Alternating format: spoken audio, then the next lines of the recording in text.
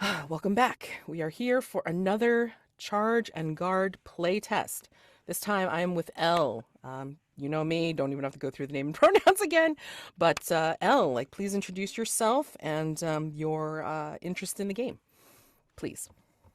Sure, yeah, I'm Elle, pronouns are she, her.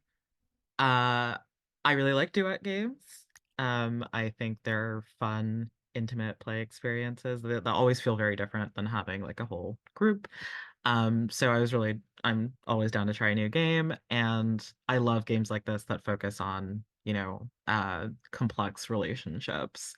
So, yeah, I'm excited to see how this goes. Excellent. All right, wonderful.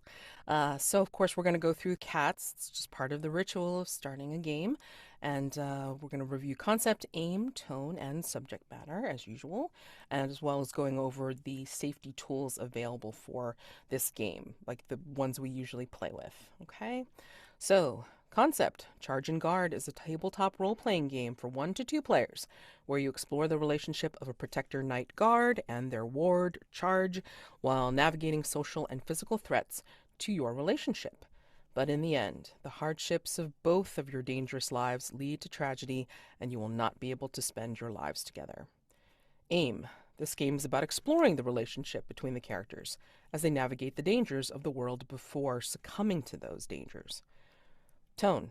Depending on the setting, which will be agreed upon in character creation, tone can vary from dramatic to action packed, with occasional comedy notes in between.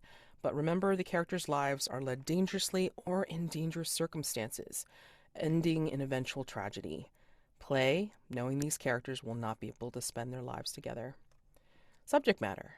This can go into any setting: traditional with knight and noble, modern day with bodyguard and heir, casual with 2 best friends. Play what brings your joy, but there will be threats to your relationship, whether they be social or physical. There is possibility for ostracization, public humiliation, mental, emotional, physical bullying, assassination, poison, animal attacks, criminal activities. So, given that, we do have a safety tab that covers our lines, which are things that will not be included in our game world whatsoever. Um, and then veils, which can be mentioned maybe in a flashback or something and exist in the game world, but not to be role played, and we just fade to black on those topics. Okay, so I think, yes, you had a chance to fill in the safety tab, excuse me. Lines, we have child sexual abuse, harm to children, preteens specifically, homophobia, transphobia, intimate partner violence, racism, sexual assault, sexual violence, and torture as effective technique. We have veils listed as cannibalism, eye injuries, totally fine if this happens, but no detailed description, please. Graphic injuries and gore, same deal. Let's see, harm to pregnant people, sexual content, steamy is fine, just no explicit sexual role play, please. Yep. And torture, it's just a general topic. There is an ask first column here, and it looks like our ask first is mind control. Makes sense. We also have a relationship matrix because this game has inherently some romantic overtones or undertones. And so our relationship matrix covers romance with PCs, which we've both marked yes, and romance with NPCs, which we've both marked yes. Okay. So even as a duet game, um, maybe there's a situation where we decide not to just deal with each other. Maybe there's a turn where an NPC comes into the conversation, and so which case, whoever's talking will or not talking will take the turn of the NPC and then play that out. Okay. All right. So we've covered all that. Now we get to the part of character generation. So first things first. Who will be the charge and who will be the guard? Or we can do the setting questions first to help us decide who would be the charge and who would be the guard. So, what type of setting are we playing in? That could be the first question. Sure. So what settings have you played in so far? I have played in, pardon, a John Wick type setting. Cool. And then I've played in a zombie apocalypse. Yay. So, Oh, that's fun. So we should do something completely different from this. sure, sure. And again, it could go all over the damn place, right? I mean, some of the things that I mentioned in the tone and subject matter stuff. I mean, like, there's just like some basic ideas, maybe the more obvious ones, or like, different time periods, or, modern day tropes or something. So, what are we thinking? Or what are you feeling right now? I mean, like, Oh, I don't know. Something sort of historical or like gothic horror could be oh, fun. I like gothic horror, you know me. Um, yeah, for some reason that's the first place where my mind went, but I'm not married Perfect. to that if you want to tweak it or change Yeah, it completely. hey, I mean, gothic horror's always an interesting genre to play in because, I mean, it can go in different ways, like the usual, excuse me, Wuthering Heights, or, like more, I don't want to say cozy. It's not cozy. What am I trying to think of when I'm thinking of like Jane Eyre, like stuff like that, or like Edgar Allan Poe, that sort of thing. So, or even Hammer movies, whatever we're thinking. Um, well, given that, what kind of dangers are there in this particular world? Socially, I can automatically think of like possibly arranged marriage. Hmm. Um, what else? If we want to go or like inject a more supernatural bent or like more explicitly supernatural bent to it, Hmm. um, I mean, there might be monsters like vampires, for Sure. instance. Cool. Or I mean, if we end up playing the monsters, there are monster hunters, right? Yes. All right. Let's put it all down because I love it. I love it. I have yet to see that one movie that I think Gabriel suggested, which is like There Are Only Lovers or something like that with Oh, Tilda only lovers Swinton. left alive. Yes, I want to see that. So I keep forgetting to like make time to do a watch party or something. But yeah, that It's would a be good where. movie. It Yeah, that makes me would. really sad though. It's like it is about vampires, but it's mostly about growing old, I think. Yeah, But it's good. You totally should watch relate. it. Here we go. No, definitely gonna be on my watch list. Got to do it. Got to do it sometime soon.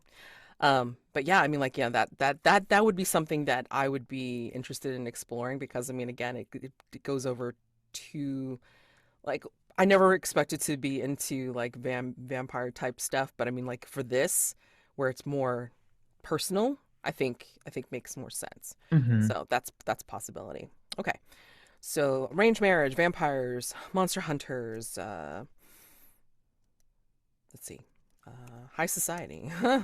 Yeah, I was gonna say There's just like the social expectations, right? Yeah, there we go. I like that social expectations because that could be like a whole bunch of different shit. Yeah. So I mean, like, yeah, playing in gothic horror just gives like so many different vibes. So we can go depending on what we roll. This could take us in all sorts of fun directions. So absolutely. Um. Okay. So given that,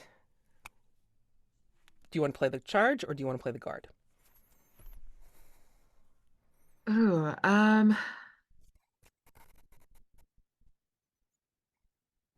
maybe I'll play the guard.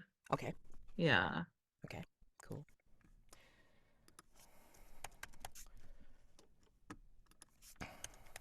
Okay. And of course, that kind of dangers list is not exhaustive. So, I mean, like, if you think of something else to add to it, please do. Absolutely. Okay.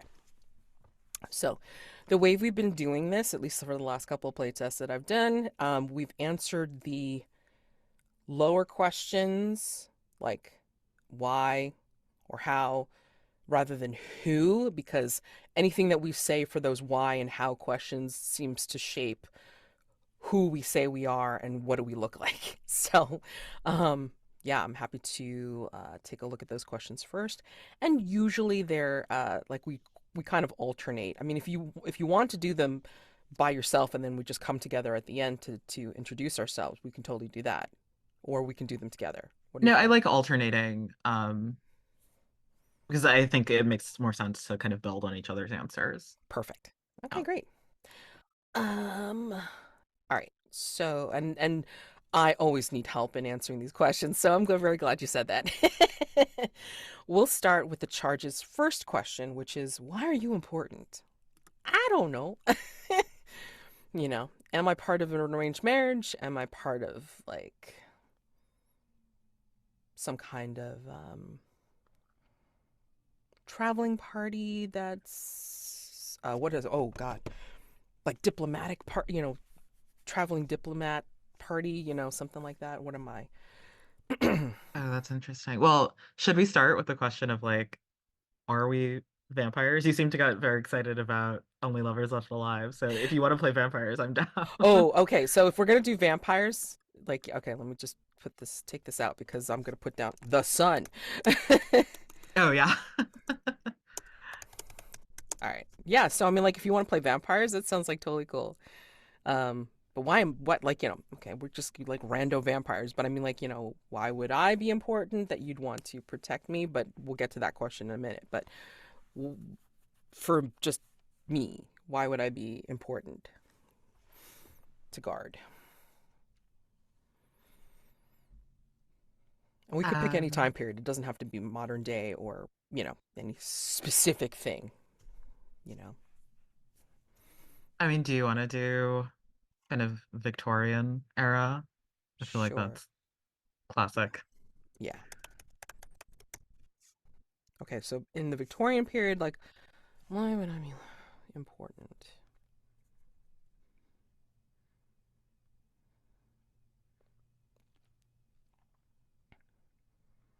Now, if we're going to expand this world, do you think that, and I've never played Vampire the Masquerade, so I don't, I don't know anything about it. Is it important that we are part of some sort of faction that, I don't know, is rising in rank of some sort in Victorian times? Um, and I'm part of that house. What do you think?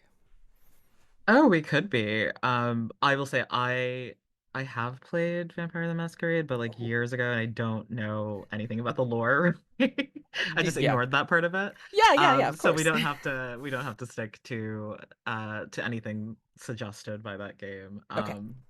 But yeah, I mean, if you want to be,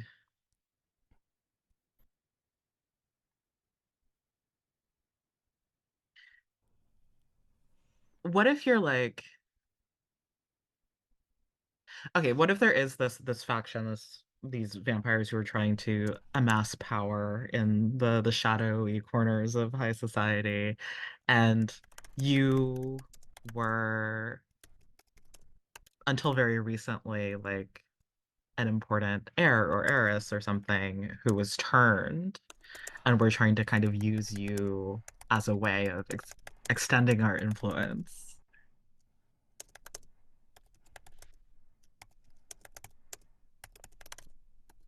Nice.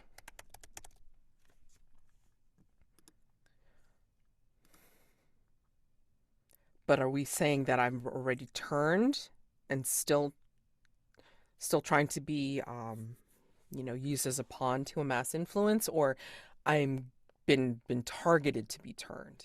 That's important. Oh, both of those could be really interesting. Right. So I'm like, because I mean, if it was just turned, oh boy. So conceivably, like the family could be hunting down and maybe not realizing that she's turned, which could be a very, very, very, very big problem. Or like she's targeted to be turned and you're part of the faction that's trying to do it. Sent to seduce me. So what do you think? Oh, What do you want to play? I mean, honestly, like both of them are interesting Yeah. in different ways, I think.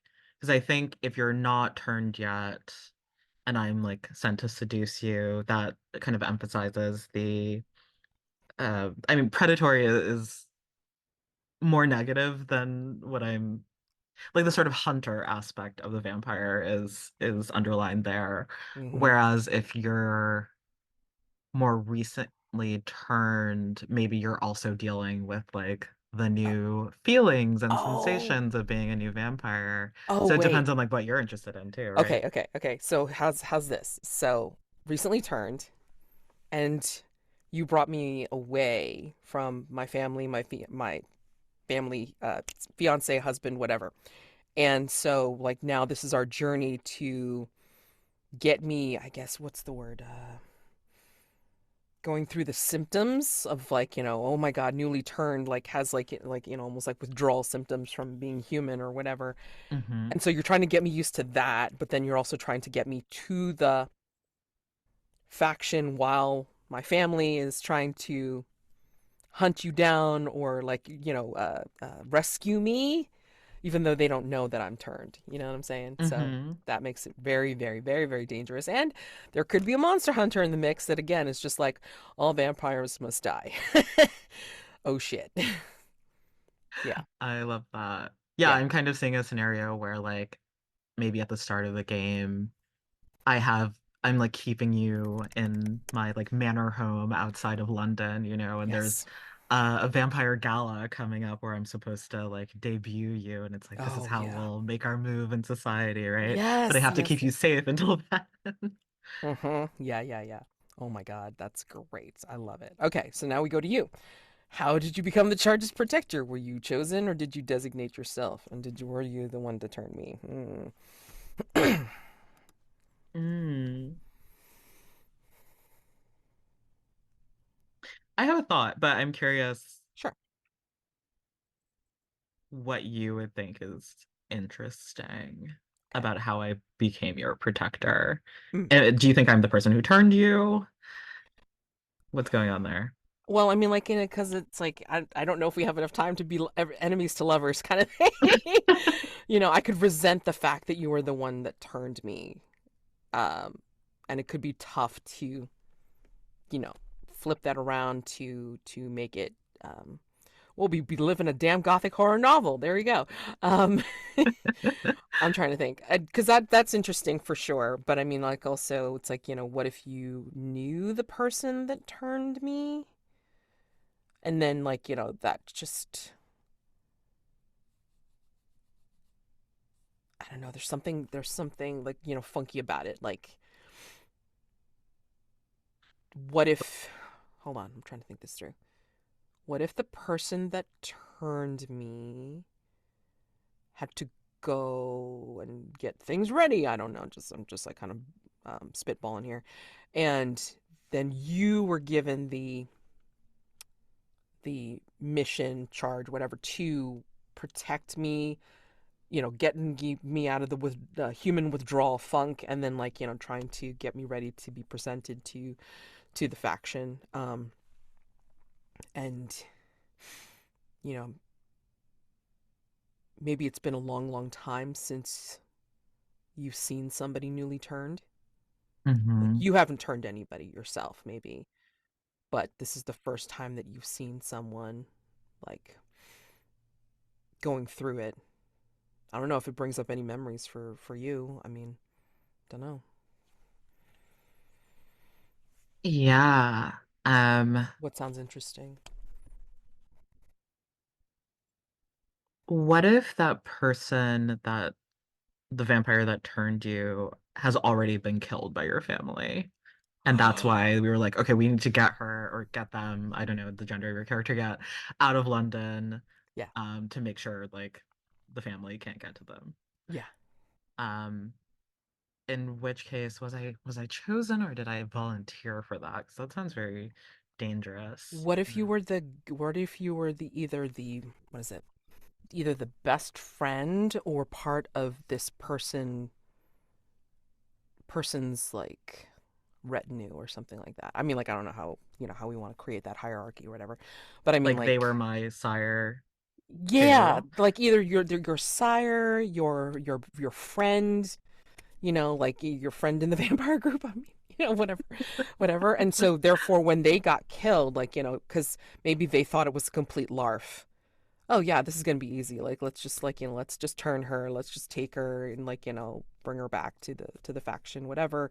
But they got their asses handed to them and got killed Hmm. in the readiness to yeah, get me get me ready. Yeah, maybe that's part of the action scene, right? Like maybe it's they just bit me and the family and the monster hunter bursts in and then like takes them out with, I don't know, crossbow stake, whatever. And then you're the one tasked with getting me the hell out Yeah, I before they like the idea realize. that it's like Yeah. a duty that I had to kind of take on in the moment without like thinking a lot about it. It was sort of like Hmm. forced on me. Yeah. So, I mean, if you resent being turned, maybe I resent having to take care of you Yes. and Yes. teach you how to be like this creature of the night. Yeah. Yeah. I mean, like it'll be interesting to see, like, to play. How many years has it been since you've seen somebody get turned, you know? And were you ever involved in that, in that kind of process? Hmm. Because evidently, if you haven't been for a while or you haven't been at all, of course you're gonna be pissed about it. It'll be great. It'll be great. Same. Okay. Why do you need someone to protect you? To show me the ropes. Show me the vampire ropes as I go through human withdrawal. I mean, that's basically what I'm gonna call it. It's just like, oh my god, what? uh, yeah, I'm just gonna leave it like that because, yeah, I love it. yeah, I'm just shaking note here. yeah. Please do, because then we'll answer your next question. How do you best protect them? Mm.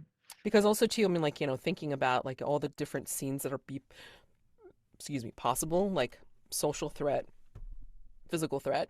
Hmm. Um, I'm gonna put excuse me, gonna put vampires back on the table because for dangers, because it's like, maybe other vampires are resentful of all this, stuff, this Yeah, faction. totally. I imagine for my character, if I'm able to safely or like if I'm able to keep you safe Mhm. successfully, and present you at this like gala or ball or whatever, that's like a big social boon for me, right? And I'm sure there Mhm. are other vampires who are like, that could be me.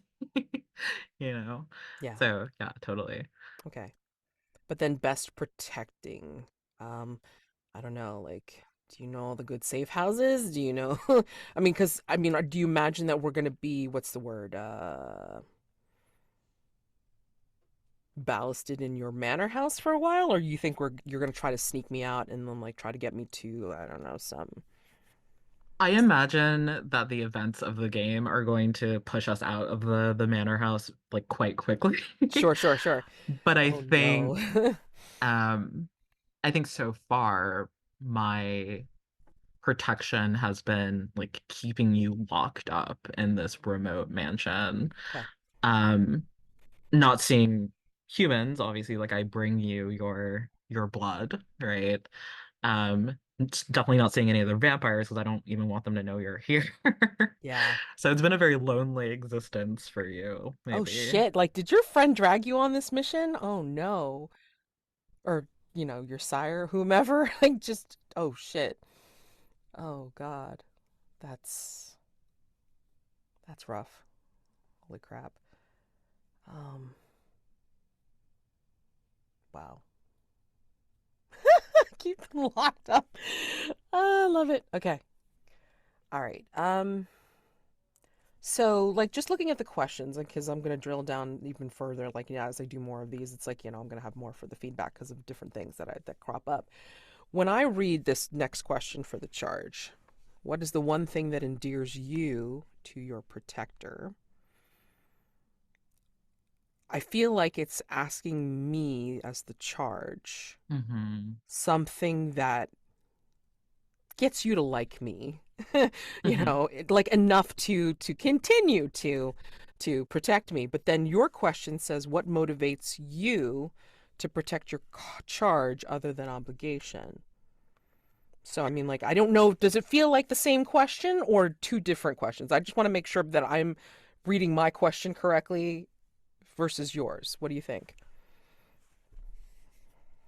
Yeah, I think I share that reading of it. It feels like the same question, just phrased two different ways. Yeah, okay. All right. So then, yeah, I mean, your question makes more sense to me as, you're like, what's motivating you maybe about your charge that other than obligation. So I'm just wondering whether my question should be something like, what is one thing that I'm how do we phrase it? I'm endeared about my protector. I don't know. How does that go? Um, Yeah, I think so. This is kind of one piece of feedback that I already have about the game.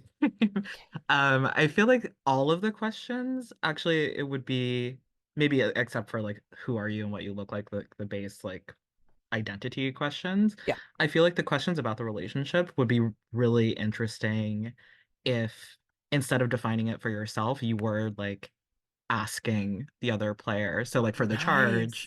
they would ask the player of the guard, "Why am I important?"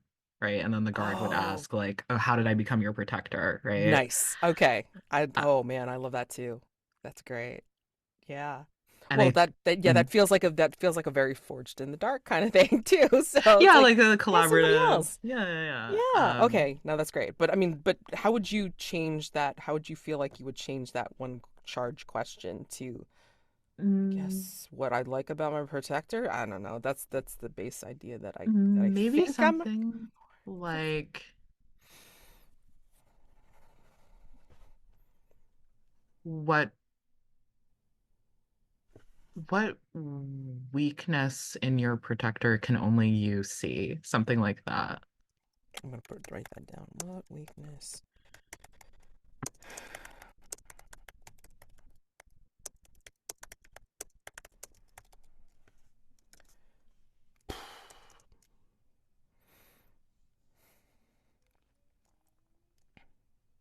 And I don't think this is a weakness. I mean, like, we could phrase it any way we want, but I don't think this is a weakness.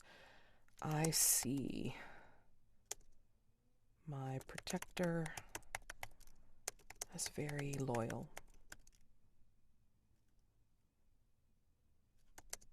almost to a fault.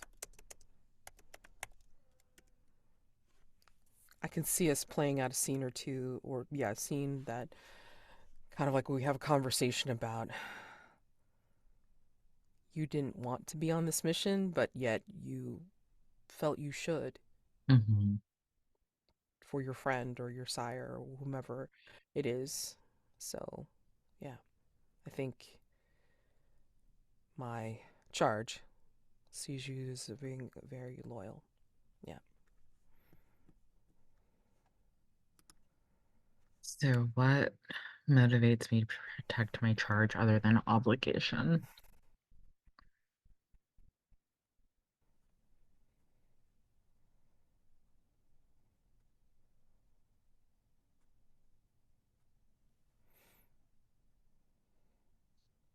Um, I definitely want there to be some romantic tension if you're down Hmm. with that. Absolutely. Otherwise, I wouldn't have marked the relationship matrix the way I did. This game just screams inherent romance. Yeah, yeah, we gotta Yeah. have it. Hmm. Um, so I think it's that. Like I don't think that I've shown that to you necessarily yet, Hmm. or maybe I've not even admitted it to myself. Mm. But there's definitely a sort of um romantic pull that I feel toward you.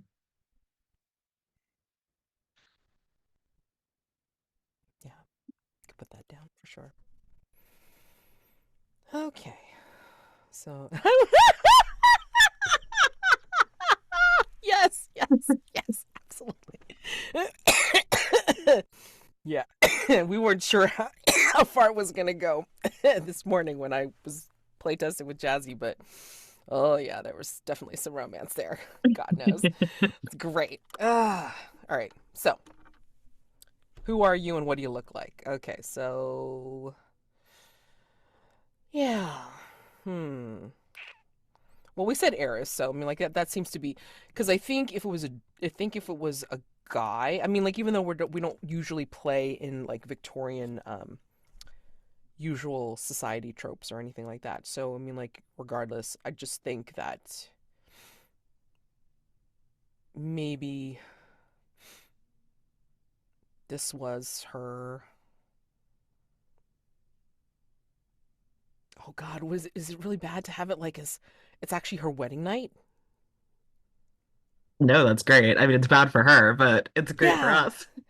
Yeah, because I mean, like she was like left alone as her new husband or whatever was carousing or whatever, and I don't even think they consummated the marriage yet, which is even better. It's like, oh, great guy. All right, so let's see. So lady.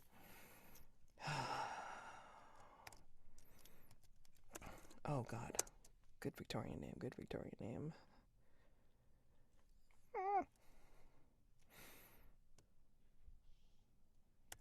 Eh.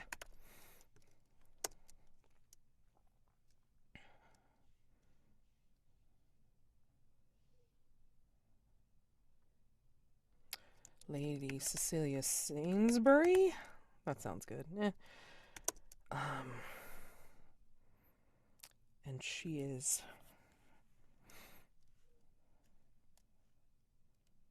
sheltered,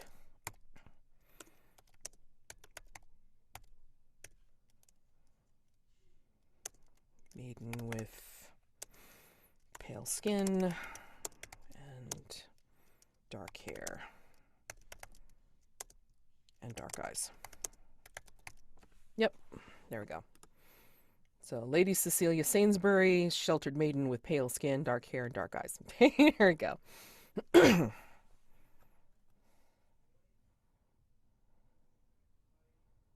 Yeah, I'm imagining. I haven't come up with a name for my character yet. Sure. That's usually the She's worst part. yeah, right. She is a woman. Hmm. She's been a vampire for quite some time, I think, like enough that she's like quite removed from human society and human emotion, or so she thought, right? Until she met Lady Cecilia and started feeling feelings. Um, but yeah, I think she used to be a noble woman. I think she resurfaces in London high society every so often. Like once everyone's forgotten about her, she comes back with, a slightly different name. Hmm. Um, Maybe the name that she goes by now has no bearing to the name that she was born under, right? Right, Like right, right. she doesn't even remember that name.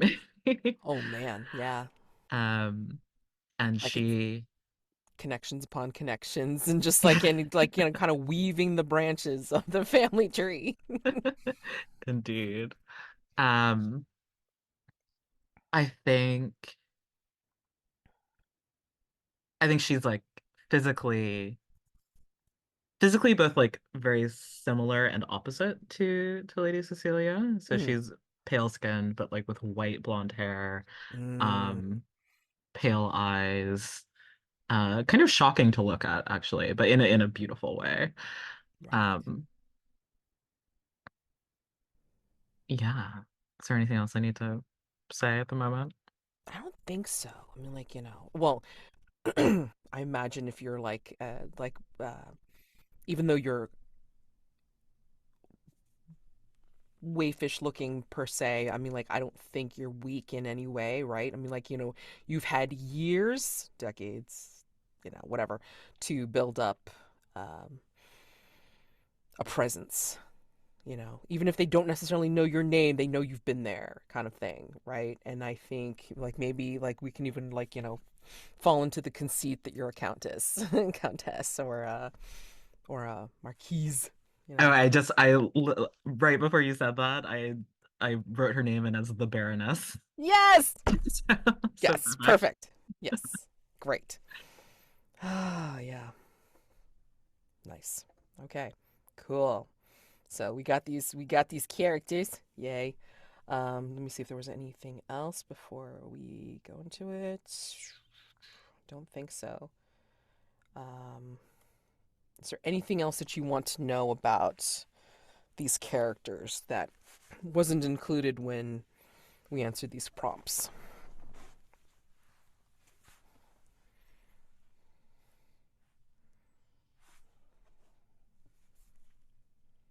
Not that I can think of at the moment. Hmm.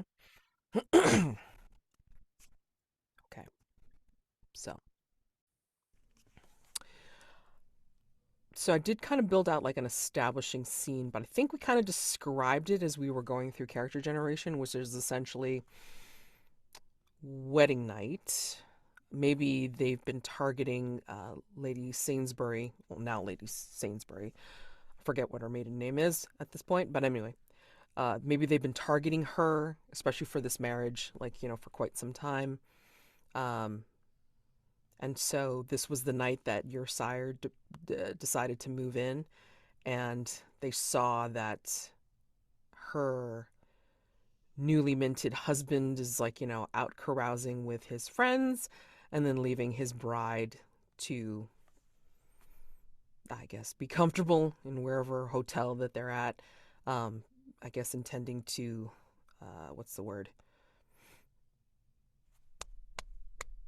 Fulfill the marriage nuptials or whatever the hell it is, like, like later on in the evening when he gets back. Who knows? Mhm.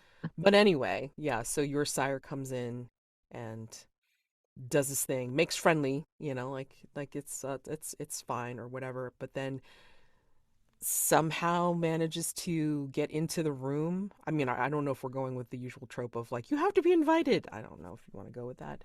Um, What if my sire was someone who, unlike the Baroness, still kind of maintained his human connections, his human contacts, and so he had been sort of circling around yes. the Sainsburys for quite some time. So he has been at balls at your husband's estate, Yeah. right? He's been invited in before. It's not a Yeah, problem that's for him. true. That's very true. Yeah. And probably has been around this particular hotel very many times everywhere. So of course he's fine. Yeah. Okay, that makes sense. But yeah, I mean, like, maybe that's the key. Now, where does your involvement come in terms of he's done it? He's done it. He's seduced her to the point to turning her. Maybe he was good thinking about taking the pleasure of spoiling the marital bed. I don't know, like later on or whatever, but didn't get a chance because maybe because he's been circling around the Sainsbury's, maybe a famous monster hunter comes by and you know keeps their eye out for him, and that's when they burst in and they take out your sire. But you've been tasked with removing me from the premises. Do you think that happens right after he turns me, or there's like a flurry of time where he's distracting them, he's keeping them busy, and then you shuttle me out? Yeah, the way I'm seeing this is I was the lookout of sorts while he turned you. So I was outside of the chamber. I think we get a shot of the Baroness, her fangs slick with fresh blood, kind of letting a maid's lifeless body fall to the floor. And the Baroness looks up with these lightning quick reflexes when she hears a sort of um a scurrying, too loud to be rats, too purposeful. And before she knows it, there's boots against this like beautiful ornate window at the end of the corridor and um a famous monster hunter, a hunter of vampires, someone that all vampires know and sort of fear, even if they won't admit it, Yeah. sort of tumbles in. And there's perhaps a scuffle between the Baroness and this hunter. She doesn't want to allow them past. This is too important. She would rather die than allow her sire to be harmed in this plan to go awry. Um, but the hunter's not here for her, and he sort of fights past her into the room, and the Baroness um, only recovers fast enough to kind of to see the final moment where like the hunter's stake is going into her sire's heart, and she's in the doorway screaming, right? We see like bats taking off from some of the rafters outside. And I think, oh, question for you, because I think we talked a little bit about this hunter Mhm. being maybe one of your family members, which I think is Oh, wow. spicy. Who do you think it is? Is it like a brother? Oh, wow. Yeah, that's true because it's like, she's now a Sainsbury, high society crap. But I mean, like, yeah, maybe she's from the monster hunting family or whatever. Oh, shit. Um, yeah, it's got to be a brother. It's got to be a brother because, it's just too.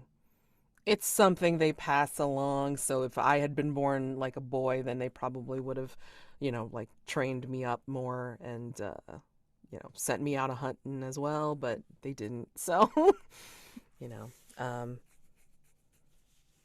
yeah, it's my brother. You know, just trying to. He was trying to be considerate, but I think he realized when he saw my husband down in the casino or whatever, then he realized it's like I'm up here by myself. Whoops. So, um, but I don't think he saw that I'd been bitten yet. Like Hmm. I think he just burst in and then saw your sire like, leaning over me or whatever, but didn't realize it had just happened. And he was enjoying yeah, the aftermath kind of thing. And then yeah, maybe they have a scuffle and it tosses them outside of the window. Maybe that's another thing that helps you to get me out because they're tangled up with each other. I was actually thinking, I'm happy to go with that as well, but I was thinking it might be dramatic if like the first thing you see with your new kind of vampire sight as your eyes flutter open, um, is the Baroness taking her revenge against your brother. Like my Ooh, sire is gone, he's dusted, yeah. right? And the Okay. Baroness like rips into the room and, you know, kills your brother, and that's like the first thing that you see her do. Oh, I love that even better. Let's do that. Oh shit. But then how do you prevent me from retaliating? Like how do you get me to go with you? Or do you like restrain me in some way to make it easier for you to get me out? Hmm. Do you think that you might be physically weak in some way when you first come back? Like, how does it feel for Cecilia to be reborn? Oof. I think it's painful. I think it's where she feels the burning in her neck and her shoulder, like as this curse, whatever it is, like, kind of makes its way through her veins, her body, her blood, and it feels like burning cold. And I think it's what wakes her up, right? Like, she Hmm. was somehow in like some sort of like very euphoric sleep, but then like, that sensation just burns cold through her body. She feels alternately freezing and then burning up at the same time. Her eyes flash open, see you kill Edmund, and she's racked with pain. Like, again, this burning cold is something that who the hell ever experiences this? No one, you know? And so, like, she's almost like rigor mortising, but not really. It's like kind of like in between the things, like, like stiff but yet shivering. Mm. And she doesn't know how to deal. She can't control her body in that way. So yeah, I mean, like, it's rendering her pretty weak. Just feeling these sensations of cold and hot at the same time.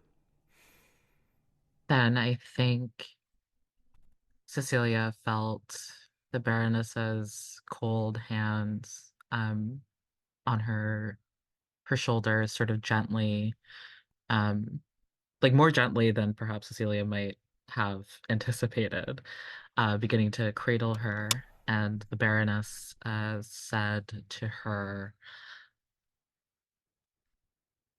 "Quiet, you're in pain, I know. You will soon need to feed. And if your family comes up here to find you in this state, either you or one of them will end up dead." You killed you killed Edmund. That's so Shh. cold. So hot. And she probably passes out at that point because it's like it's just too much. you know. So, Yeah, I think the Baroness gives Cecilia like one kind of slow, gentle stroke of the hair, like this strangely affectionate gesture that Cecilia can't even perceive because she's already passed out. oh yeah. Um, and then cradling Cecilia's body like it's nothing. She will kick out the window with her high-heeled boot, and take off into the night. Awesome. Very awesome. All right. So, let's go ahead and do our first roll to see what the first true scene of the game is. All right. So, first roll of the game.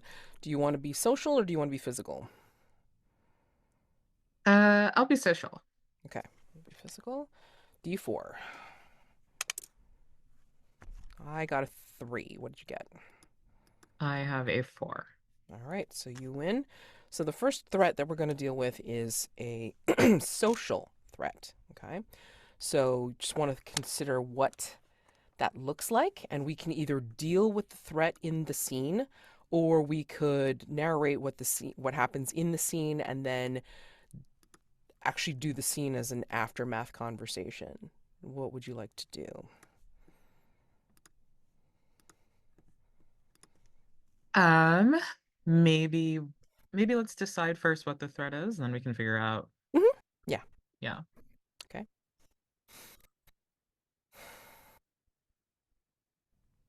Well, social.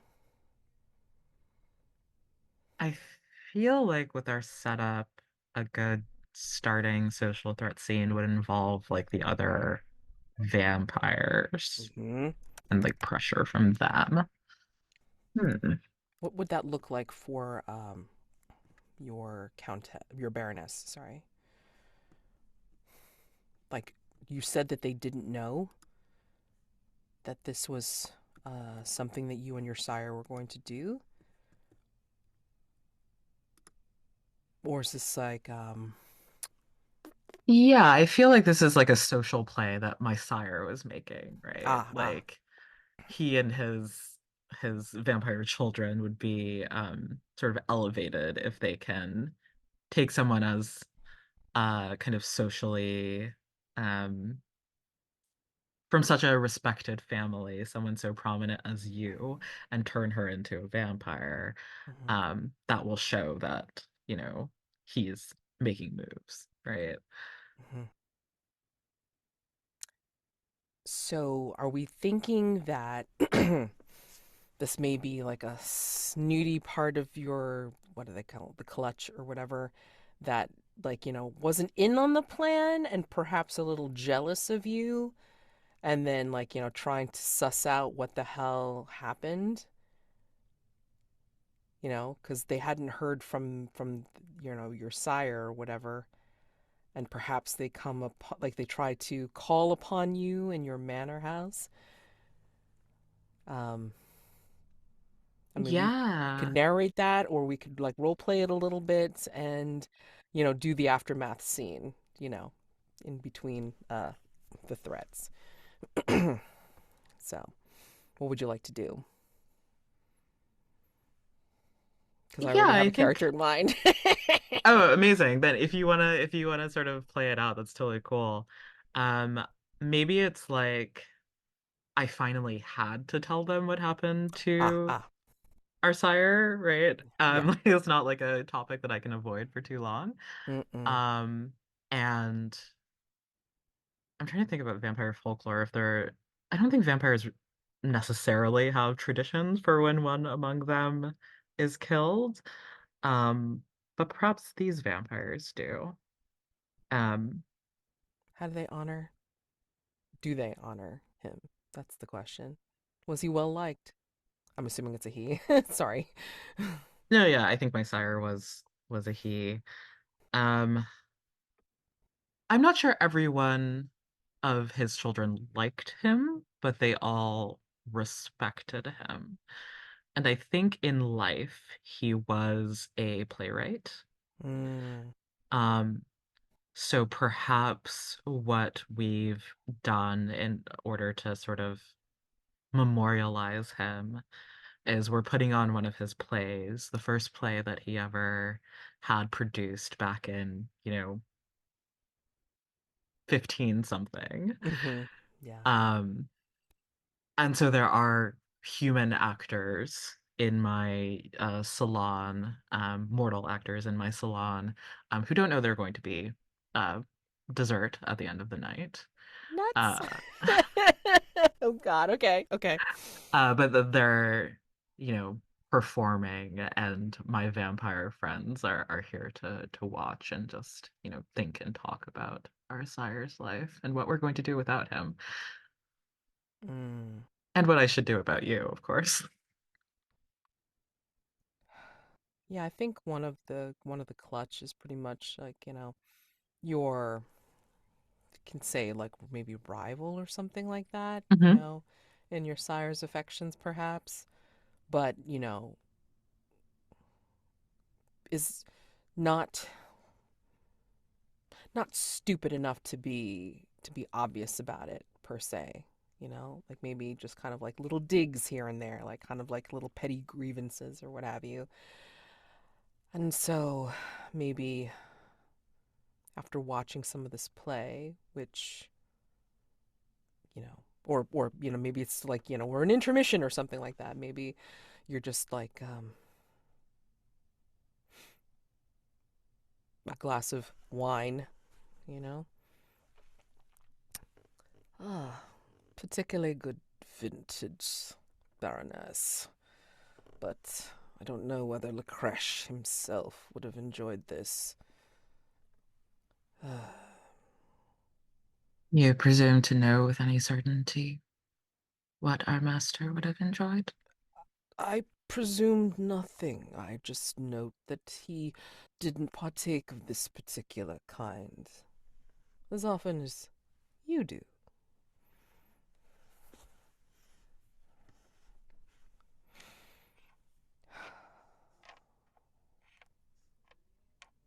Then, I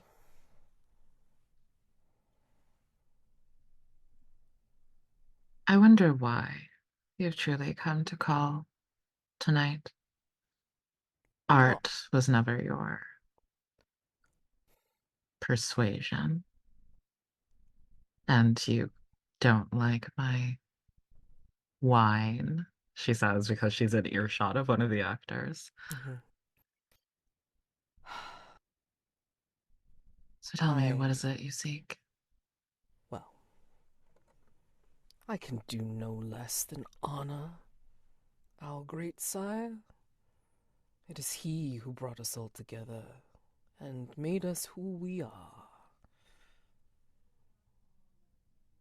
as grand as that may be. But, yes, perhaps I have ulterior motives for visiting you here in your home. He had you on that last foray. How did it go? Oh, I'm sorry. That was asking the obvious. Obviously not well if he is not here to join us.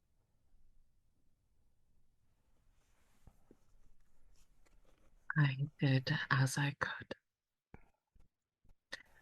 And I secured the one thing that will truly honor our sire, the young lady Sainsbury. You. You were able to secure her. Where is she now? The Baroness's eyes become little slits, and we see like the way that her grip tightens ever so slightly on the glass. I think maybe even like a fine crack goes through it. Yeah.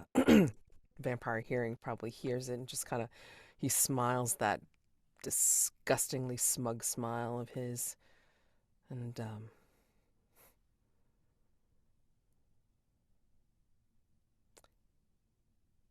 so when were you going to share?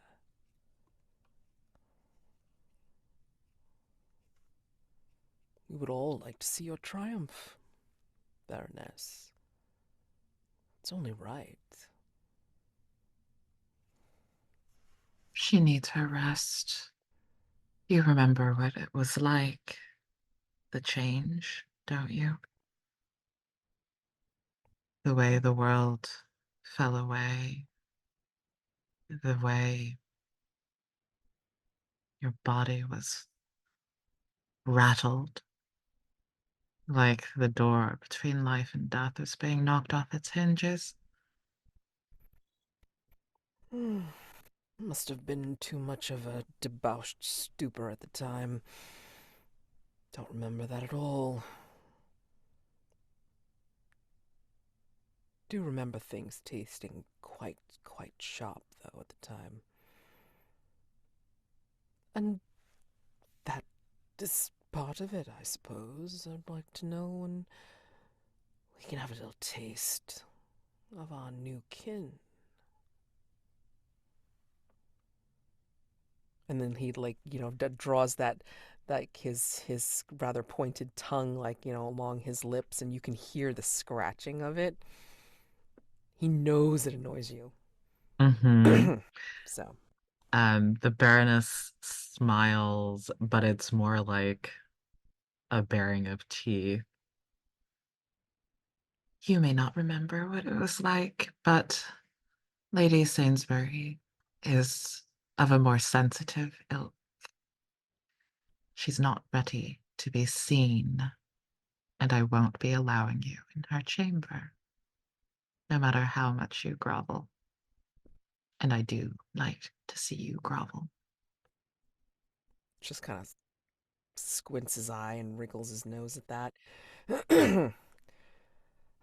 You'll be waiting quite the long time, I'm sure. Well, if you won't share at the moment, then my regards. Is it alright if I take my dessert to go?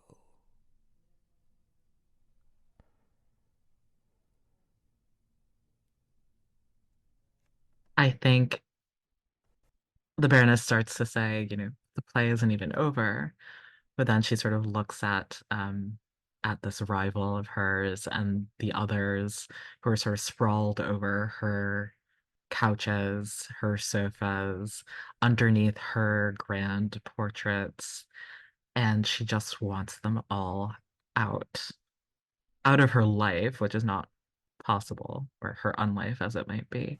Yeah. But at very least, she can get them out of this house. So I think she stands and says, yes, everyone, Take whatever you need of these, and she'll gesture at the actors, and get out of my manse. There's a bit of a whispering, but of course, they know you can hear them. And it's like, well, how rude. Or, fine one to be coming back so full of airs after a partially failed mission. Shame. And, yeah, I think they will proceed to either charm, seduce, or just, you know, make merry with the actors and, make their way out of your mansion and, take their leave of you in whatever way that they do. And, yeah. And I think maybe at this point you hear banging on the door of Lady Sainsbury's room. And you hear her distinctly cry out, "Let me out! Let me out! You have no right to keep me here." I think the Baroness she moves like supernaturally quickly. She's at the door before Lady Sainsbury can cry out once again. Um, and I Do you think when have she vampire servants or do you have like thralls, yeah. um, Just curious. I imagine I do. And they're probably the ones that have taken care of many of your basic needs Mm, while you've been here. But whenever you begin to fuss or cry out like this, it's always the Baroness who yeah. comes to see. I mean, I'm sure they know that too. It's like they don't want to deal with her when she gets into a fully cognizant rant or whatever. Hmm. And do you unlock the door? How do you enter in? Yeah, I think you hear the familiar turning of the key in the lock. You see the Baroness standing there with her white hair glimmering in the moonlight, the glint reflecting off of her fangs. And she looks upset, like she looks scary in this moment, though she's not upset at you, but you have no way of knowing, really. She was about to like start a tirade. Like she has her hands on a crystal goblet that you gave, of course, with some sustenance, and she was about ready to throw it at you, but then she sees your face, and reluctantly she puts it down and says,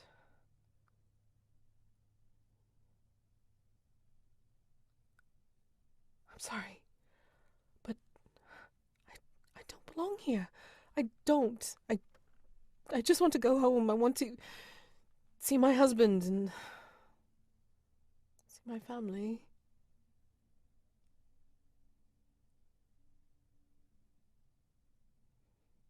Saddens me when you say things like this. You don't have a home anymore, Lady Sainsbury. Why? Why am I here?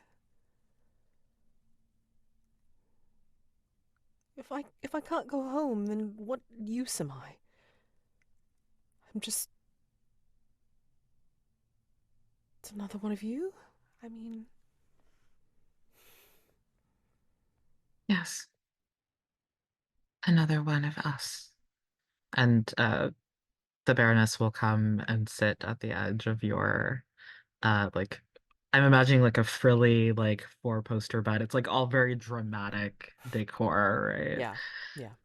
Um Probably She like wait, wait, blood wait, wait, wait, red. wait, wait. Would the Baroness really have anything frilly in her manor house? I consider it like probably all dark velvet plush and stuff like that. I doubt she ever had anything frilly in her long lifetime. Just saying. uh, I think she might have though. I think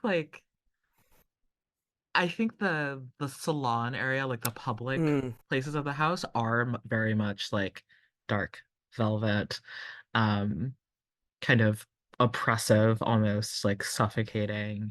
But the private quarters, like the room that she's placed Lady Sainsbury in, mm, have like a sort of softness to them, a sort of fussiness almost that seems mm. incongruent.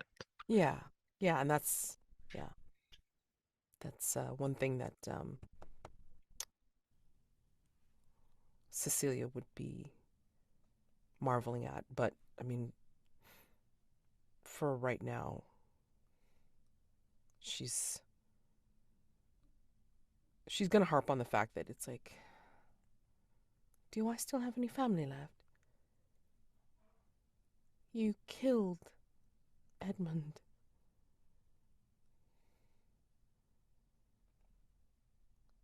And I'm sorry for that, sincerely. You must understand that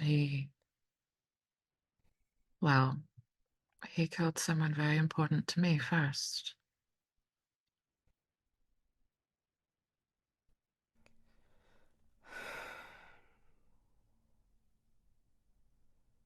I know you don't think I understand, but strangely I do.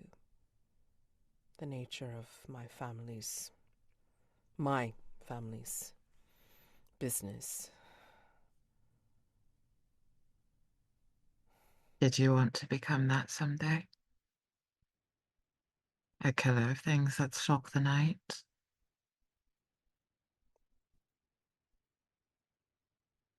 Do you know when we started training? To see if we were suited for the life.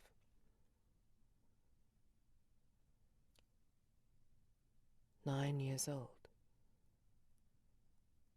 We were taken out on the hunting parties. On our grounds. I was not as able as my brother.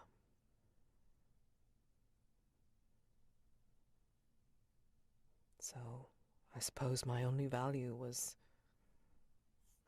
to be married off.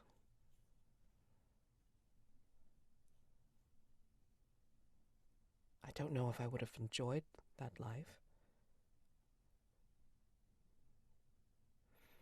but I guess I'm performing my function, well, was performing my function by marrying well. Is this a feather in your cap that you have a someone from a monster hunting family? Oh, it is. And an unbelievably opulent one at that. And there is like a definite sort of joy that creeps into the Baroness's face. You can see the power that she feels she holds in her hand, in the form of you and your presence here. But I think you should start thinking of this as a feather in your cap as well. How so? You've taken me away from my husband. I don't know how. If If he seems at all concerned, then he would be looking for me, I would hope, and trying to get me back. And whatever use I have to your particular cause or station, I don't know if that means anything, being the way I am now. Oh, the way you are now affords you an opportunity much greater than simply being a wife. I know you don't feel the power yet. I know you still feel sickly and weak. And here she sort of strokes Cecilia's cheek. But there will come a time when you know exactly what you are capable of. And it's something far more than bearing children and paying governesses.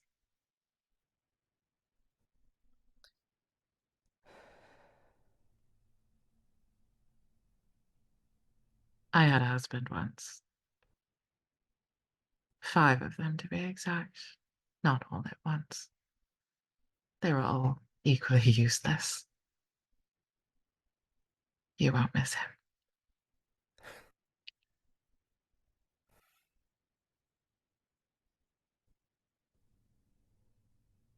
You bring something up that I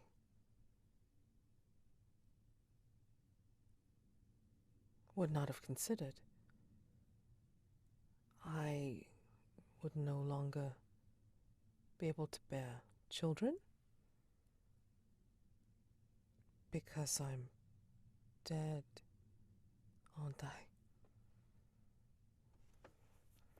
This feeling, this weakness, it's not just because I'm sick, is it? It's because I'm dead.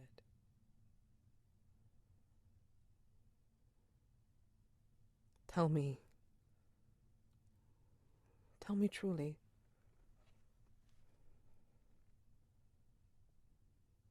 Yes, not dead yet, but dying slowly. And she'll put a hand on your chest above your heart if you let her, just to feel the slow heartbeat. It's still there, but it's faint. Um, and like so slow that you have to keep your hand to the to your chest, to your breast for quite some time to hear the subsequent beat. Soon this will stop and you'll be free. How long?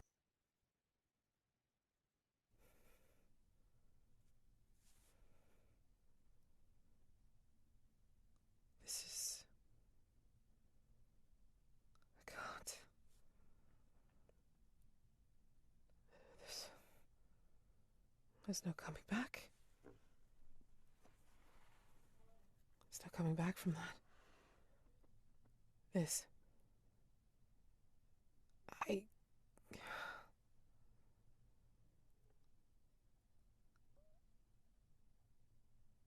No, there's not. And the Baroness smiles again at that, though you notice a very faint trembling in her hand, and when she notices as well, when she notices it as well, she pulls it away from you. It's a gift that my sire has given you, a gift that I have existed with for some time. I know it does not feel that way at the moment, but you will come to enjoy it. As you said, there's no going back, so you may as well accept it.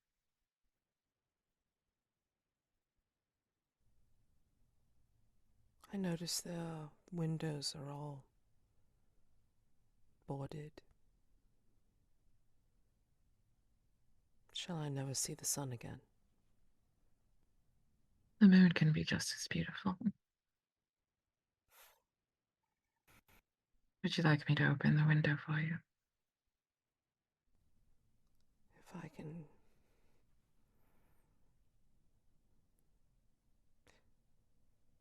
Not yet. Not yet. And then she won't be able to say any more, but I think he will gesture for you to leave her for now. She's still processing. She has the look of someone that needs still some time to grieve. And we can close out of that scene. That's good. Okay.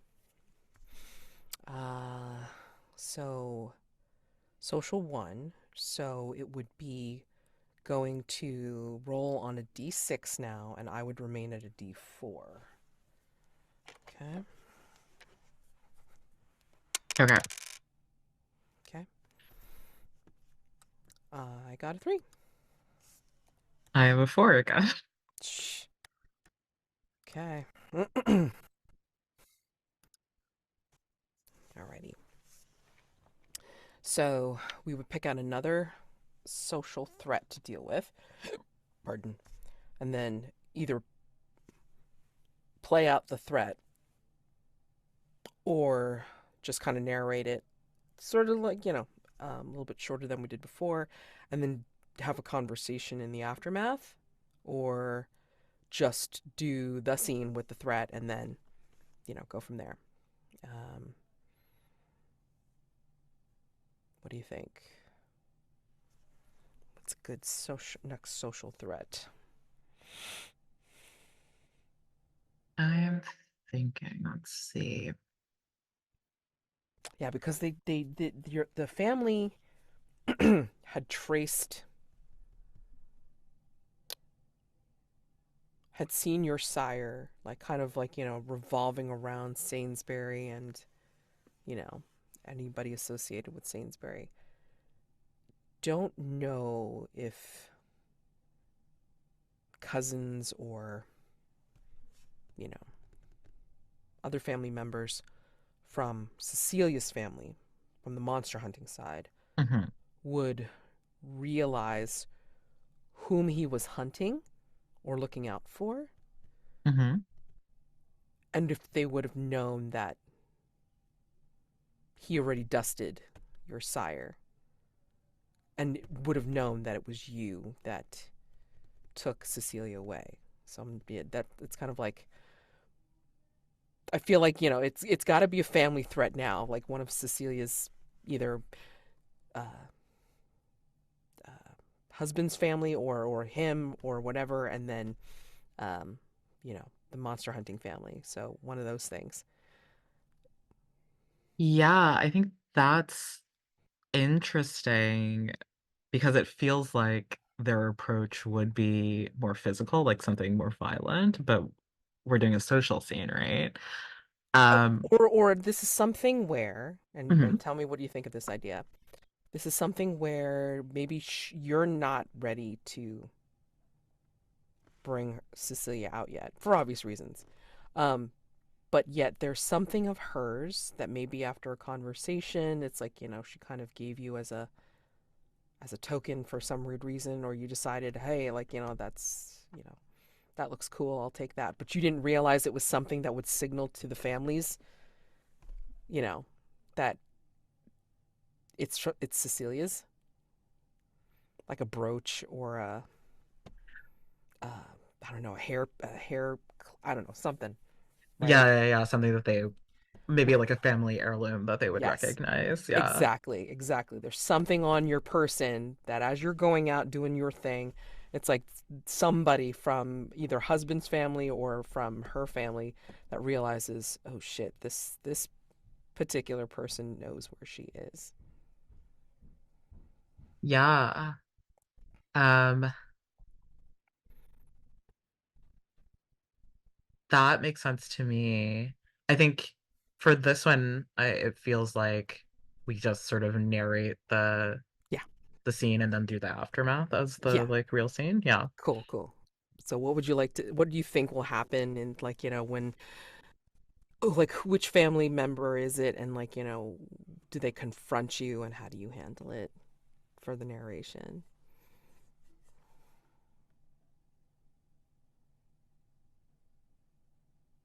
I think that perhaps I'm out um hunting essentially. I think the reason the Baroness goes out into society these days is to hunt. Right. Um and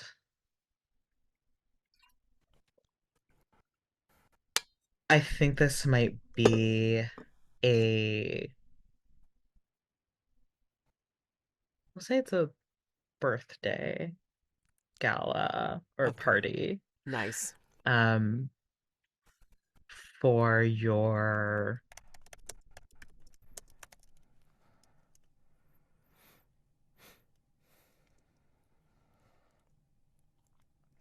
you have another brother maybe? It seems like there might be a lot of boys in this family. I'm gonna say younger. Yeah, yeah, yeah, your younger brother. Um,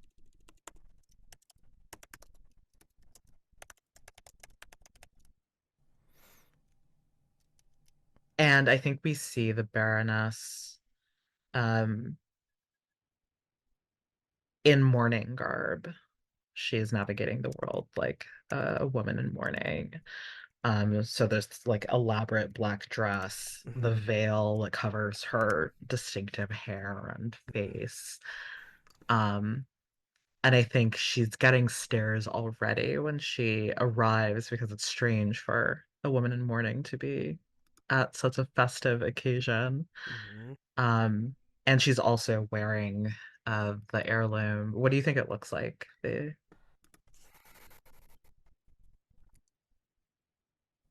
Maybe it's a cloak pin or one of those hairpiece like hairpins that looks really um, simple, but it has loads of meaning. And the only one that makes it is a specific silversmith that the family knows. So I think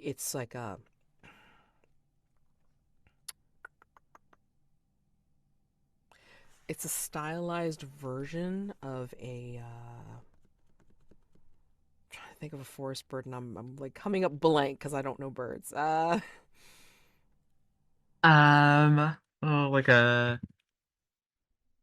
nightingale, maybe? Yeah, a stylized version of a nightingale that again only a certain silversmith makes specifically for her family. You know, maybe it's what's affixing the veil to your head or to a hat that you know that you're using or something.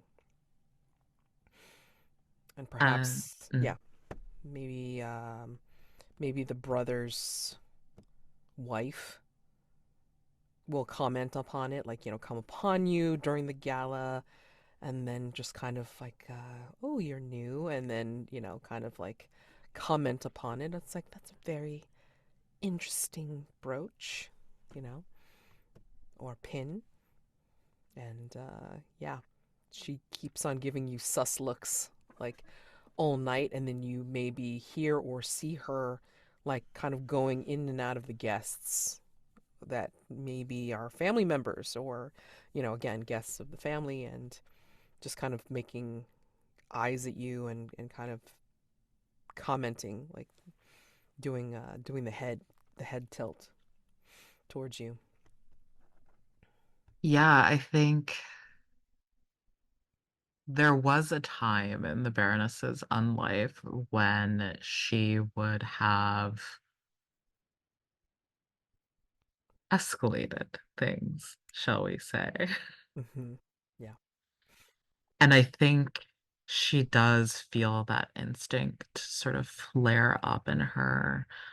But as she is watching your brother, with his face that looks so much like yours, she can't bring herself to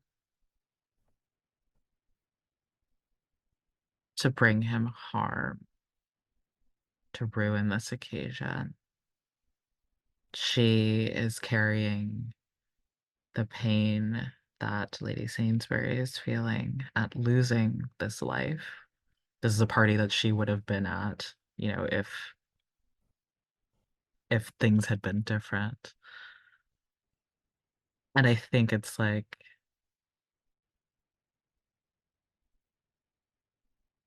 the Baroness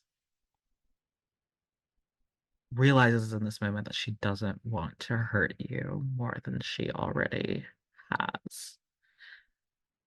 So there's like a version of the scene that we see play out that's like bloody and horrifying, and you know, filled with this violence and inner rage, the animal side of the Baroness. But the version of it that really happens is that she makes eye contact with Lady Sainsbury's brother, sees Lady Sainsbury in his eyes, and slinks back into the shadows, disappearing into the night under veil of darkness. and I think that maybe the closing scene, camera pans back to some of the family members and the younger brother and his wife, and they're commenting upon the brooch that you had, the pin that you had, and they're asking around. It's like, did anyone see where this woman went? Where did she go? And yeah, no one has found you or found trace of you. So, do you want to have a scene about, what you were you going to tell her what you did or what you had planned to do?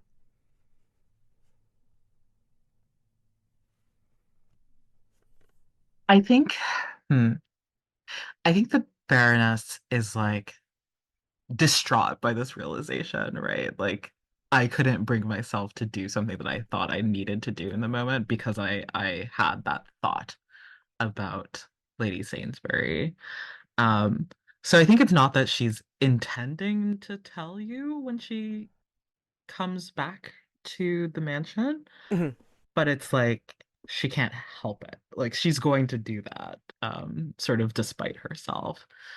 Um, but I'm curious whether Cecilia is doing anything to like celebrate her brother's birthday on her own, right? Like she must be like well aware that this party is happening and that she can't be there.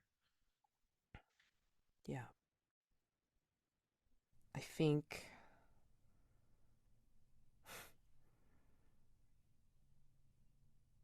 I think maybe if by this point you've given her a little bit more free reign in the manor.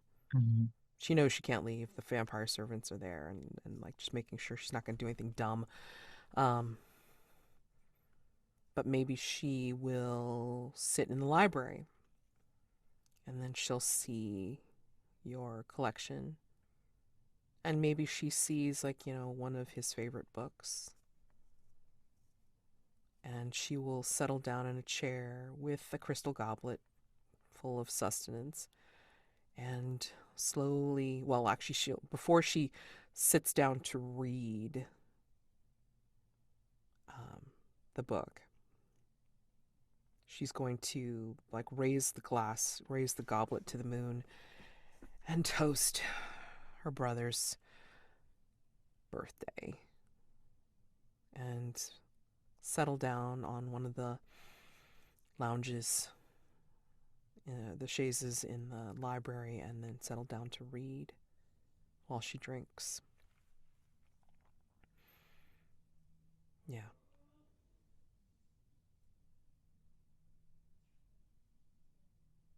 I think the Baroness is before you even realize it. Like you don't hear any footsteps up the stairs. You don't hear any footfalls in the hallway. It's just she's there and her hand is grasping at the book in yours, and she looks not angry, not this time, more terrified. And she says, I think she's crying, which you've never seen before, but it's these two like perfect streaks of blood down her cheek. What has happened? You've never shown, well, you've never shown anything but strength, and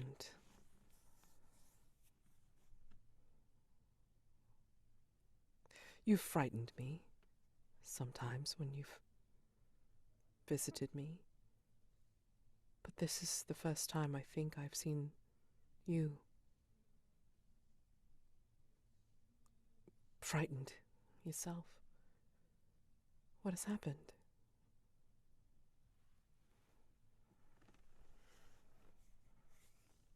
I must confess something to you, Lady Sainsbury. Cecilia.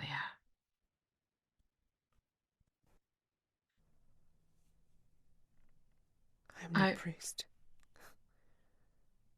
What could you possibly confess? He's so far beyond us now.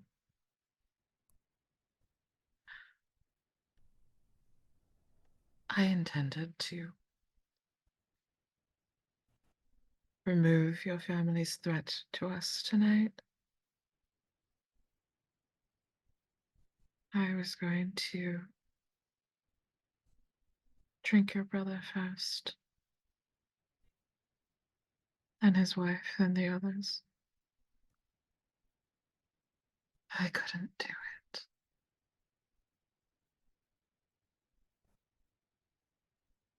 You've. It's. And she's sort of not squinting, but like closing her eyes. You see another um, fat, wet tear of blood streak down her cheek. I was weak. You made me weak.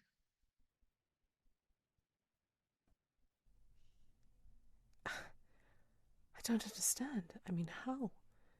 Oh, actually, more importantly, you were going to infiltrate my family's home and take your fill of them.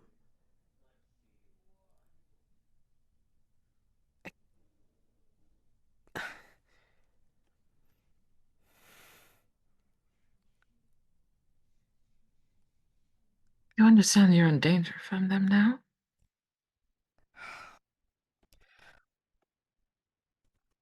If only you could see yourself, you would know that each of them would put a stake through your very heart if they could. I'm sorry. Sincerely, I am. I am one of the monsters they hunt now. Yes. I had not thought about it. I didn't want to think about that until you put the truth so plainly. I,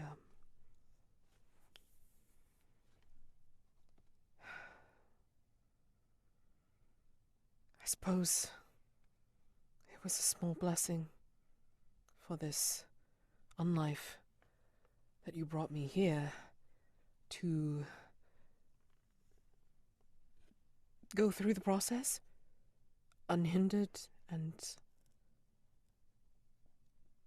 unmolested, because I suppose if you hadn't killed Edmund, perhaps I would have been his next kill that night.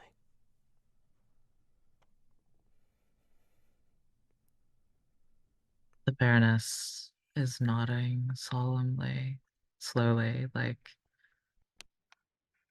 she takes no pleasure in bringing that truth to light for you.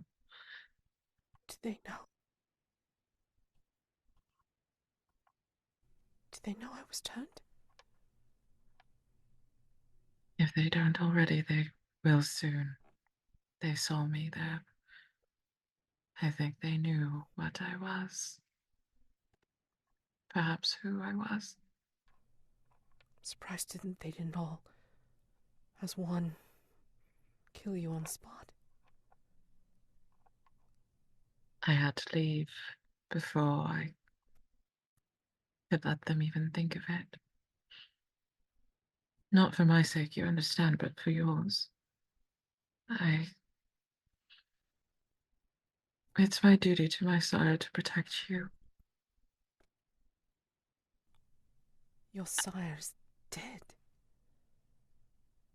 Oh, our sire, I suppose. Is that how it works? I don't think I've ever asked. Um, our sire's dead. So, what true loyalty do we have to him? Sire is dead, and so is your brother. But does that make you miss him any less? You I should probably have. didn't. You probably didn't notice, but Edmund and I were twins. Not many people knew that.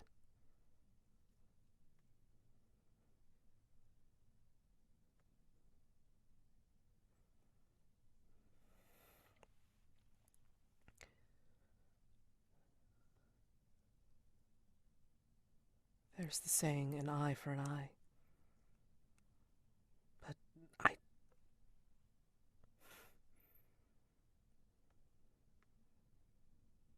I would give both eyes. If it meant, I suppose, having them both back. Just to not have that sense of symmetry be so fatal.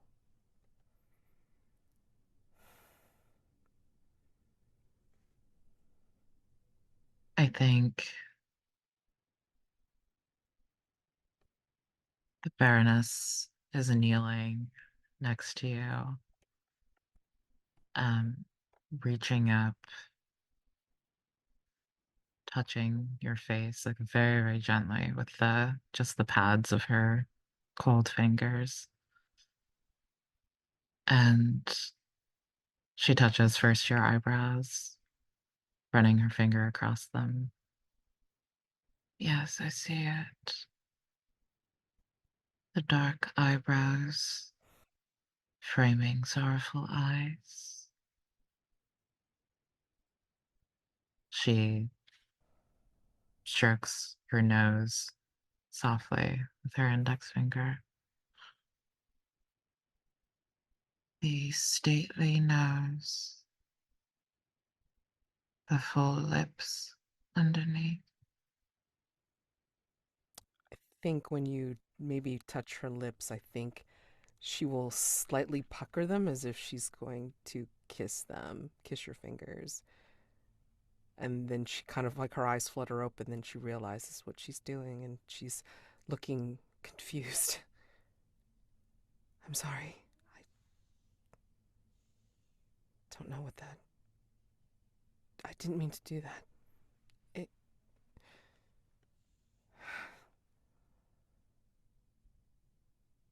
I've never done that before.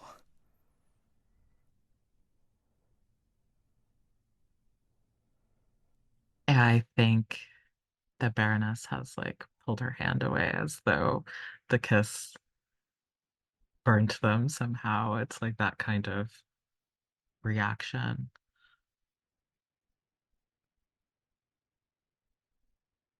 Yes. I'm, I'm sorry to have disturbed you. No, no, it's fine. No, you're still young. You need your rest. I'll have them bring you more to drink. Where's this coming from? Are they still alive? Or are these fresh? Do you want them to be still alive?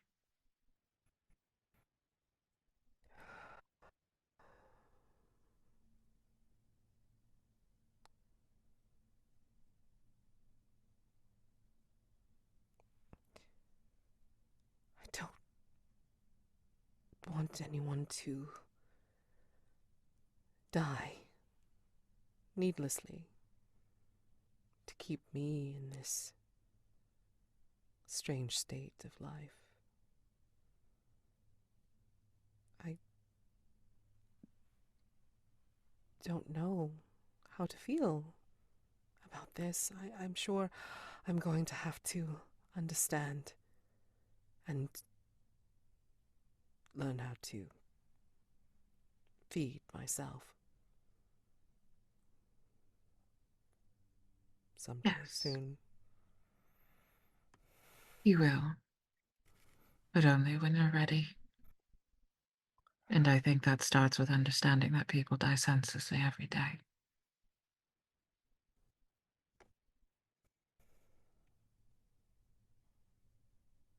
I'll send in your drink. And I think as the Baroness leaves the room, you hear like the swishing of her long dress. You hear what sounds like almost a sniffle. Um, and I think what we see as the audience, we see the tears rolling down freely now that she's turned away from Lady Sainsbury. And there's this look of utter uncertainty on her face for the first time. Um, she's not had to confront the way she lives her life for so long. And now that you're here, she feels like a monster again.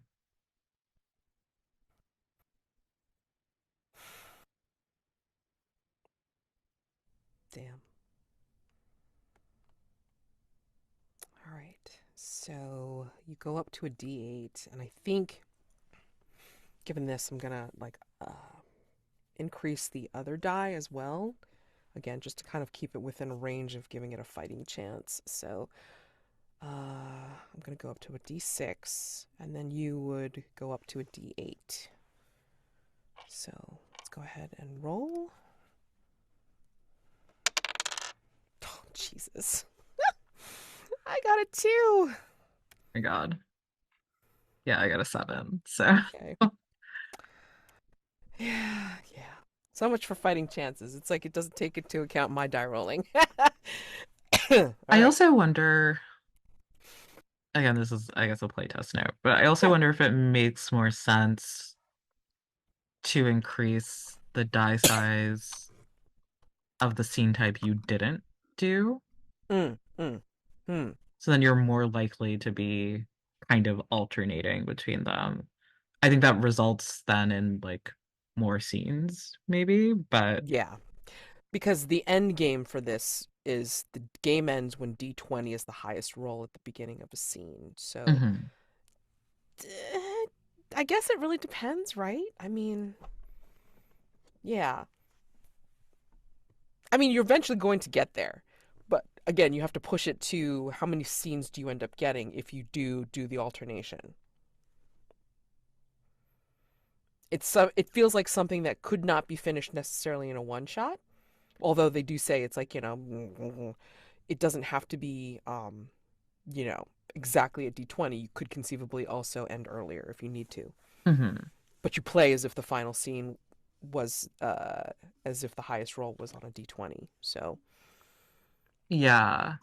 I mean, I feel like there are lots of games where it's like the game text will say, "Oh, this takes 1 to 2 hours to play with, no. 3 players," and it's like, how? How exactly? So I think we may be on the more intricate side of role playing out scenes. We're expert at making things a little bit more intricate, especially when it comes to role playing because I mean, that's what it's called, right? It's role playing game. So, oh man, and I love it. I love it. I love these characters. Goddamn. Um, yeah. So, I mean, that puts us on a because we both raised, but like on a different scale. So, I mean, Mhm. like, and because of my shitty role, you won. So, it's again a social thing. I don't know what you want to think of as like a different social threat this time. Um, or do you think that maybe this next social threat is the Cecilia's family has let Sainsbury know now, and so he's bringing his considerable connections to bear to find out who you are, maybe where you are. I think that's interesting.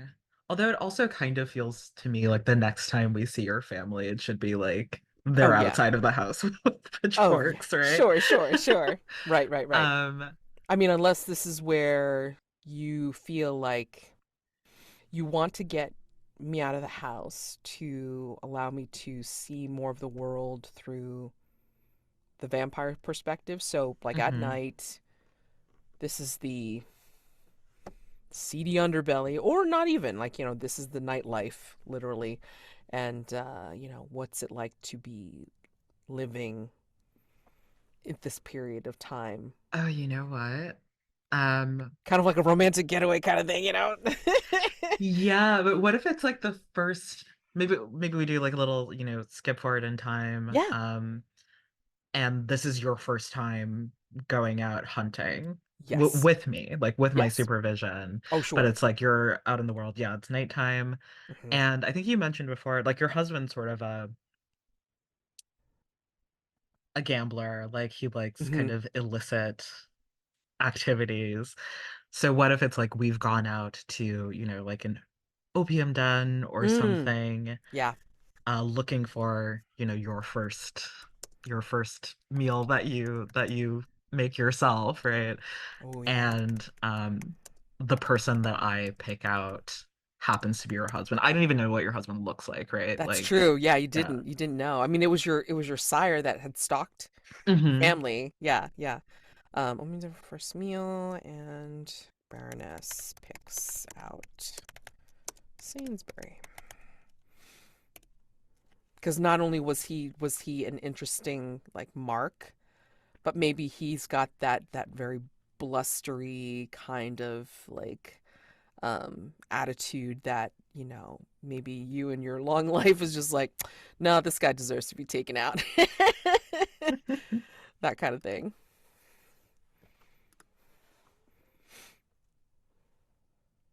Yeah, how do we want to do it? Do we want to play the scene itself? Do we want to? Because I think the most important thing, Is our relationship. Yeah. yeah, and like in terms of the scene, I think the important thing is to establish is like whether or not you go through with Mm. feeding on your husband. Oh, yeah. I think, oh man, because I want to think that it's a surprise. Like maybe you, what's the word? You set up the trap and then I spring it, which is essentially me coming into the room, getting ready to service him kind of thing. But then I see him, he sees me, and it's just one big clusterfuck, and it's just like, oh no. um, and maybe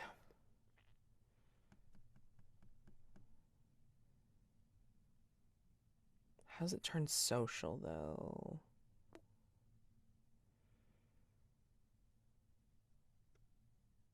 I mean, do we get that far, or does it one of those things of like he's challenging you or us about trying to convince me to come home or whatever because he doesn't realize it's like what I am or what have you. Mm, Because I mean, like I can imagine it descending into a physical threat, which is not like what the die says. yeah. So, because I a mean, 7 is pretty strong for a very very social problem. yeah. I wonder if, I mean, do the problems always have to be external? Because I feel like the threat here could be more philosophically like a threat to your waning humanity, right? Ooh, Like the I way that you handle this shows like how attached you still are to that world despite your yeah isolation thus far. yeah. Um, no, I like the idea of it turning into like something very internally social because I mean like it just kind of hints at that whole social really haven't been social in that respect for quite some time and then maybe it's difficult for her to navigate. Um, So what if it's like you mentioned that probably the Baroness is the trap, um, or she's setting the trap for you. yeah. What if it's like he's got in this sort of private room, Yes. in the opium den. Um, it's all like gold satins, very beautiful, opulent. Um, and I'm sort of posing as a working girl of sorts. Um, we see me in like uh pure white lingerie that sort of blends into my like very pale skin. And I'm, smoking with him and stroking his hair and stroking his ego. Yeah. And I say, I ask him whether he'd like a friend to join, that friend being you. Hmm. And of course, he obliges. Of course he does. Um, if Sainsbury would like a friend. And you don't ask for names obviously. Um, but I think as Cecilia comes out of the shadows and like she's playing along like she's dressed as one of these courtesans as well in maybe like since you're in white maybe she's all in black or whatever and she comes out and I think maybe there's this sense of recognition. I mean, I don't know how long it's been, but I mean like it's been enough time that it was like a whirlwind kind of thing, you know, like not really long. Maybe it was done. Maybe the courtship was done through letters or whatever, and Mm. you know, she only like saw him on their wedding day and was expecting to see more of him on their wedding night, but that didn't quite happen at all. And yeah, she recognizes him and just looking at him in his hale and hardiness,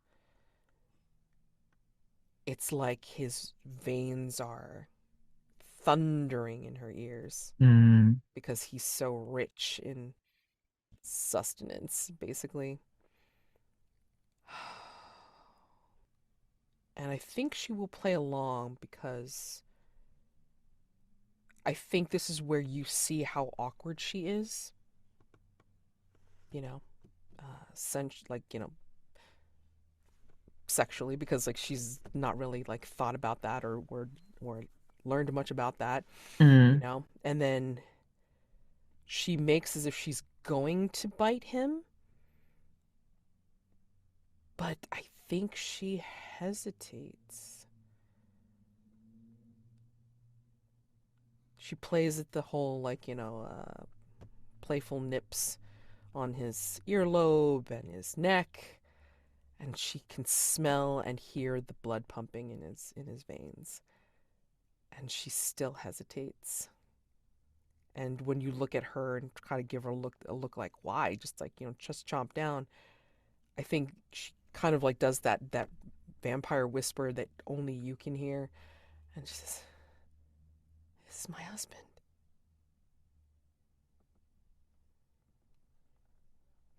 You see the way the Baroness's eyes sort of flare with surprise and also sort of hunger. She can hear his blood running in his veins too. I think she says,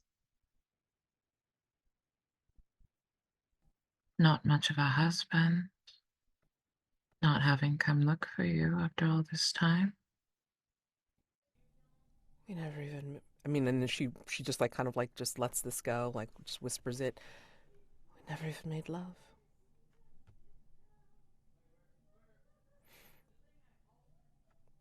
Well, he wants to now, doesn't he? I don't see any matter with prolonging the pleasure.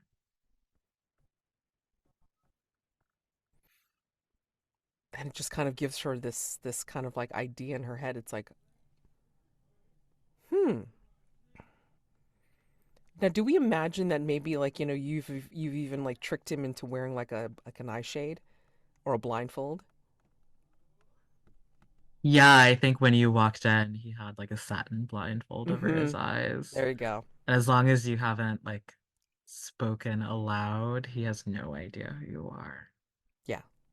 No, I mean, and again, she's doing it in like in that very soft whisper that only you can pick up, you know. But like, you know, she's still kind of making like you mean making like touches and teases on him and such, just to kind of keep his interest, even though like we haven't quite done anything yet. And then maybe she will.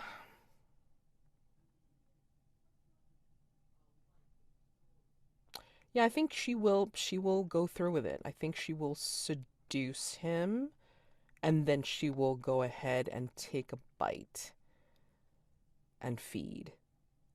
Not drain him though. She's just going to feed. Give him enough to feel like he's having some sort of weird ass fever dream. Hell, he might even like, you know, be under the influence of the opium, so he may be like out of his mind anyway. But I mean, like, you know, she gets her pleasure, he gets some pleasure and pain from it, and she gets to feed. What do you think of that? Like, what does the Baroness think about that as she's, I guess, watching all this go down? I think Hmm. I think if you sneak a glance at her during this, she's watching this all unfold, like eyes completely unblinking, not missing a second of it. And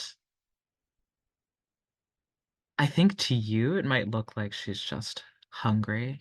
There's the baring of the fangs and the intense, like, hunter's focus. But after a certain point, she's not even looking at your husband and that vein in his neck anymore. Her eyes are entirely focused on you. And I think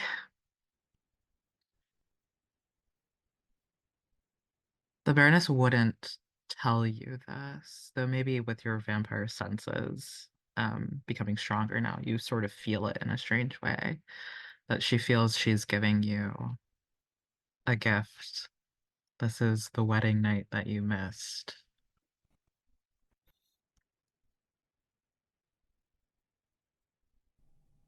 And it pains her to watch you with him.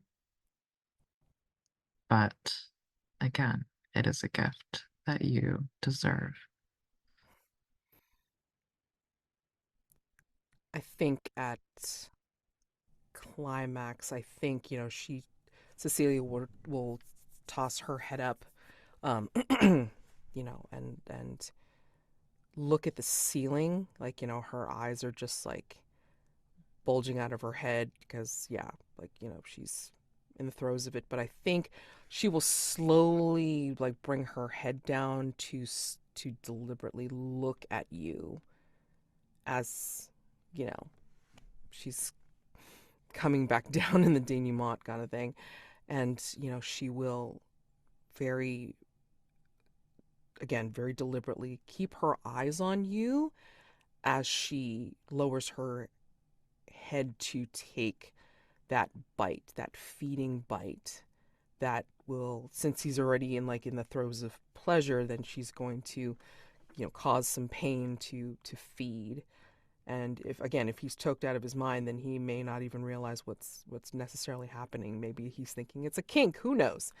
But yeah, and you think, I'm imagining that maybe he's like feeling good from the opium, but like mm, he's fully aware of, aside from being blindfolded, right? Like he's yeah, yeah, fully aware of what's happening and into it. yeah.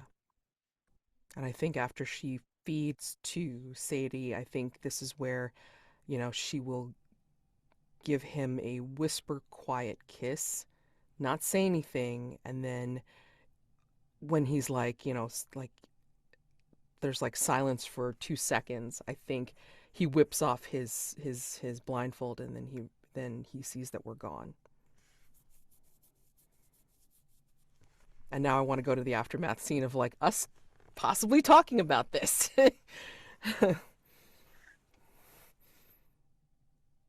I think it might be interesting if as soon as we're gone, like, and by that I mean like gone from just like the opium den, like not Yeah, back yeah. home or Oh no, anything. no, no, no, no, Like, no. um, like we steal out into the alleyway, the smoggy alley outside of the opium den. Maybe we go up to the rooftop or Oh, something. sure, up to the rooftop. Rooftop of the hotel, or something that, where we could be staying once we were done with this particular mission, you know. So, Yeah. I think the Baroness still like you don't there's no blood pumping through her veins, so like it's not the same effect as like when you could hear and like kind of feel in your bones the vitality in your husband. yeah. But it's almost like a pheromone thing where like the Baroness feels and smells like sharp and um like you can feel like the power, the like kind of tenseness radiating off of her. And I think without saying anything, she just sort of pounces um on Lady Sainsbury, almost like she would like pouncing on unsuspecting prey. Um, but her lips find not your neck, but your tongue. And I think she responds in kind. In fact, I mean, like,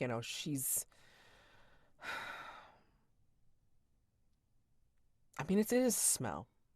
It is some sense of something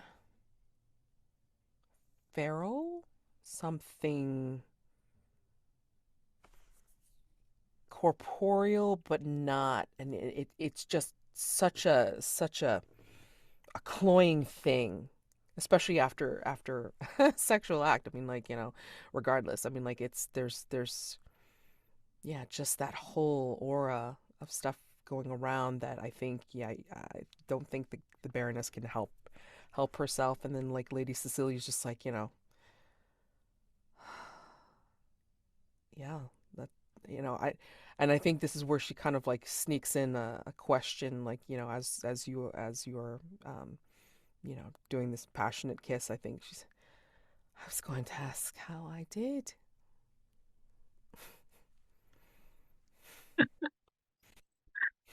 Um, I think the Baroness just responds by like laughing against your lips. Like Mm-hmm. she's still so close, like she doesn't want to pull away Mm-mm. for even No, a second. no. Um, and perhaps that's where the scene ends. Yep. Cool. Yep. I think that matches the intensity of the role. Awesome. Woo. Okay. All right. So yeah, let's okay, let me see.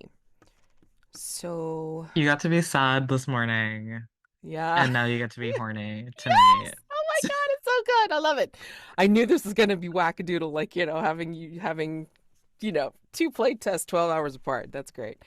Um, okay. So let me figure out how to do this. So I think hmm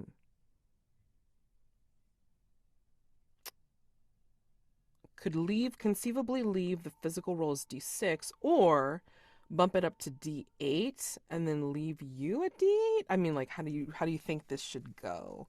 Like, we're just playing around with dice mechanics now. I mean, like, I'm not even going to worry about it, because it's like, I've already seen how it goes when you don't raise the other die pool, and I've also seen it where you try to keep the dice within range of each other. So, I mean, I'm happy to mess around with this a little bit.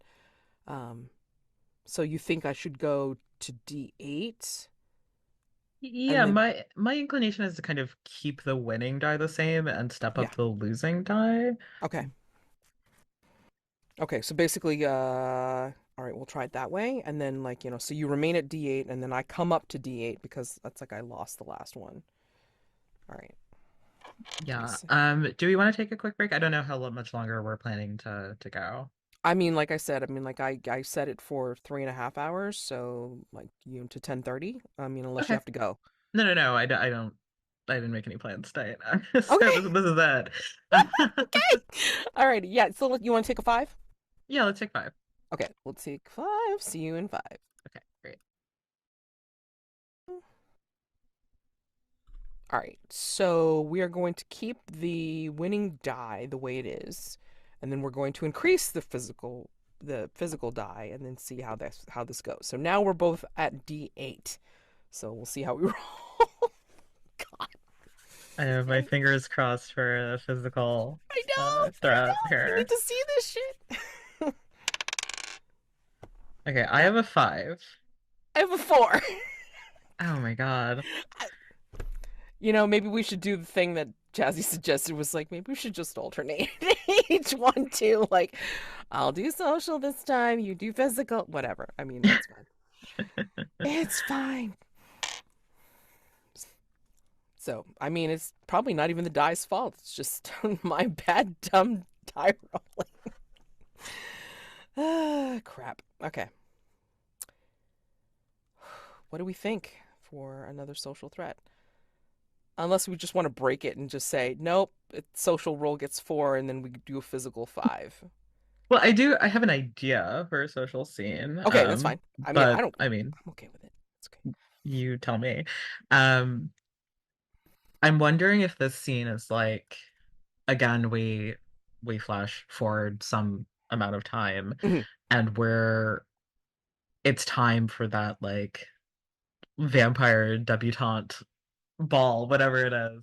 The event where you're going to be presented as like a new member of the coterie, and mhm. the social threat is about like whether or not the other vampires accept you. Maybe there's some sort of ceremony, or even like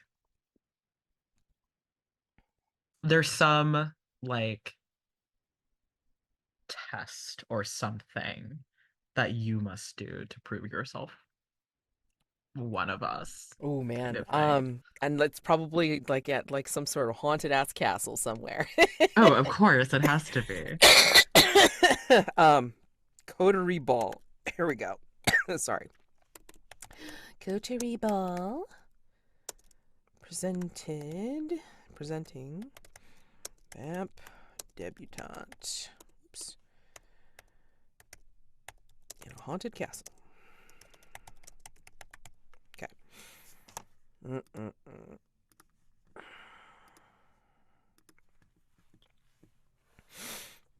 Alrighty. Um, Set the scene. Are we? We're no longer in the same country anymore, right? We're like we've gone somewhere. We've traveled somewhere to get there. Oh, sure, yeah. Where do where do you want to be? I don't know. I mean, Transylvania, Slovenia. I mean, Yeah, I was gonna say Eastern Europe would be like yeah, the classic choice. sure, yeah, for sure. And then like we probably see all these dark carriages like rolling up, and like each one more opulent than the last, because people got to show off and shit. Um, Especially if they've lived for a long time. Although some people probably don't even care either. Like, the really old and the really rich probably like just kind of roll up, and it's like we know it's them because it's like it's a conveyance of their time, Hmm. which is just, you know, um, yeah.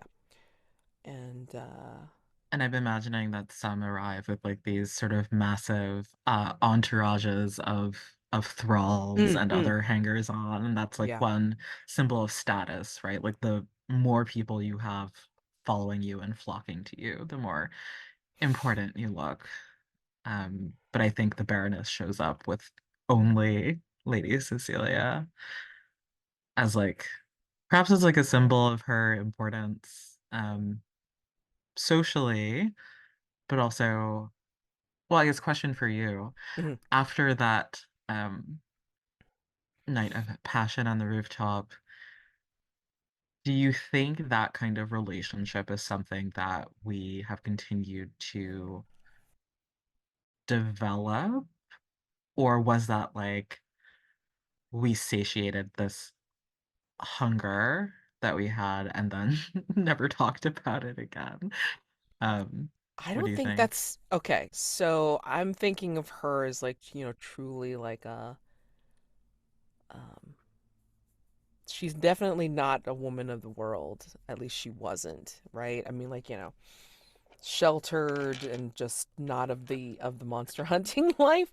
Mhm. So, you know, like her role was to marry well and then, make a life of her own in society, and that kind of got messed up.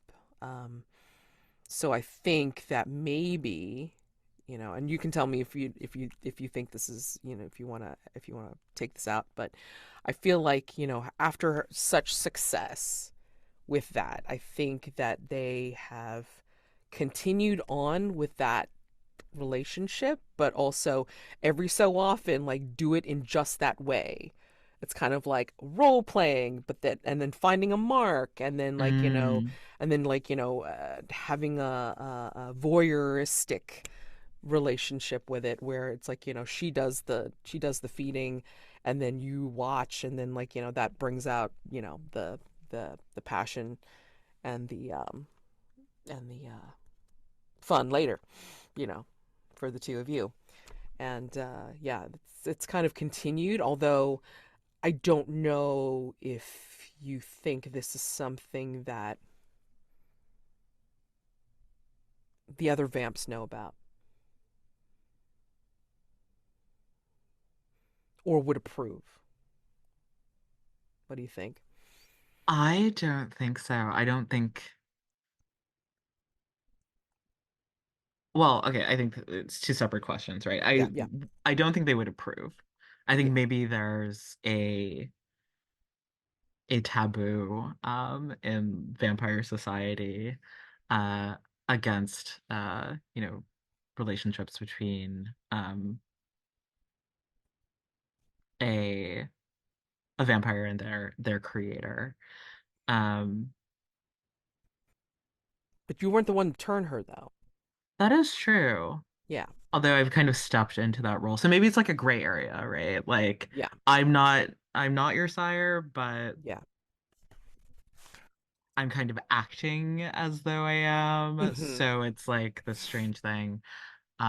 As far as whether anyone knows, I think perhaps rumors have begun circling. I think that might be part of the social threat here. Yeah, because I mean, like, Yeah. they're probably like, why did she keep her, away from being presented for so long? What was going on? And maybe that's like what's going on. And I'm sure your rival had something to do with it. Oh, absolutely. He's been spreading rumors like ever since he's stepped out of the mansion. He was like, Yeah. you know, He's been a flapping rumor his lips. mongering like son of a bee for the longest time. And this just feeds the fire. So Um, what are you wearing? Like you're gonna be the center of attention here.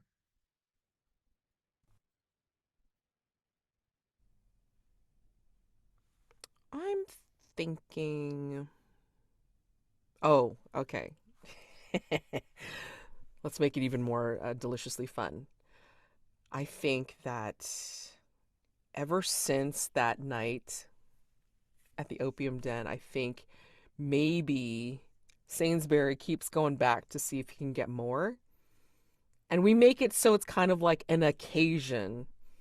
He doesn't know. It's like, it's not really an occasion. He just knows that, like, he can meet this one and get fun with two, like a two for one, basically. Hmm. And he keeps coming back, and he's just like, he's keeping it a secret. Because, I mean, like, again, like, he's not making, like,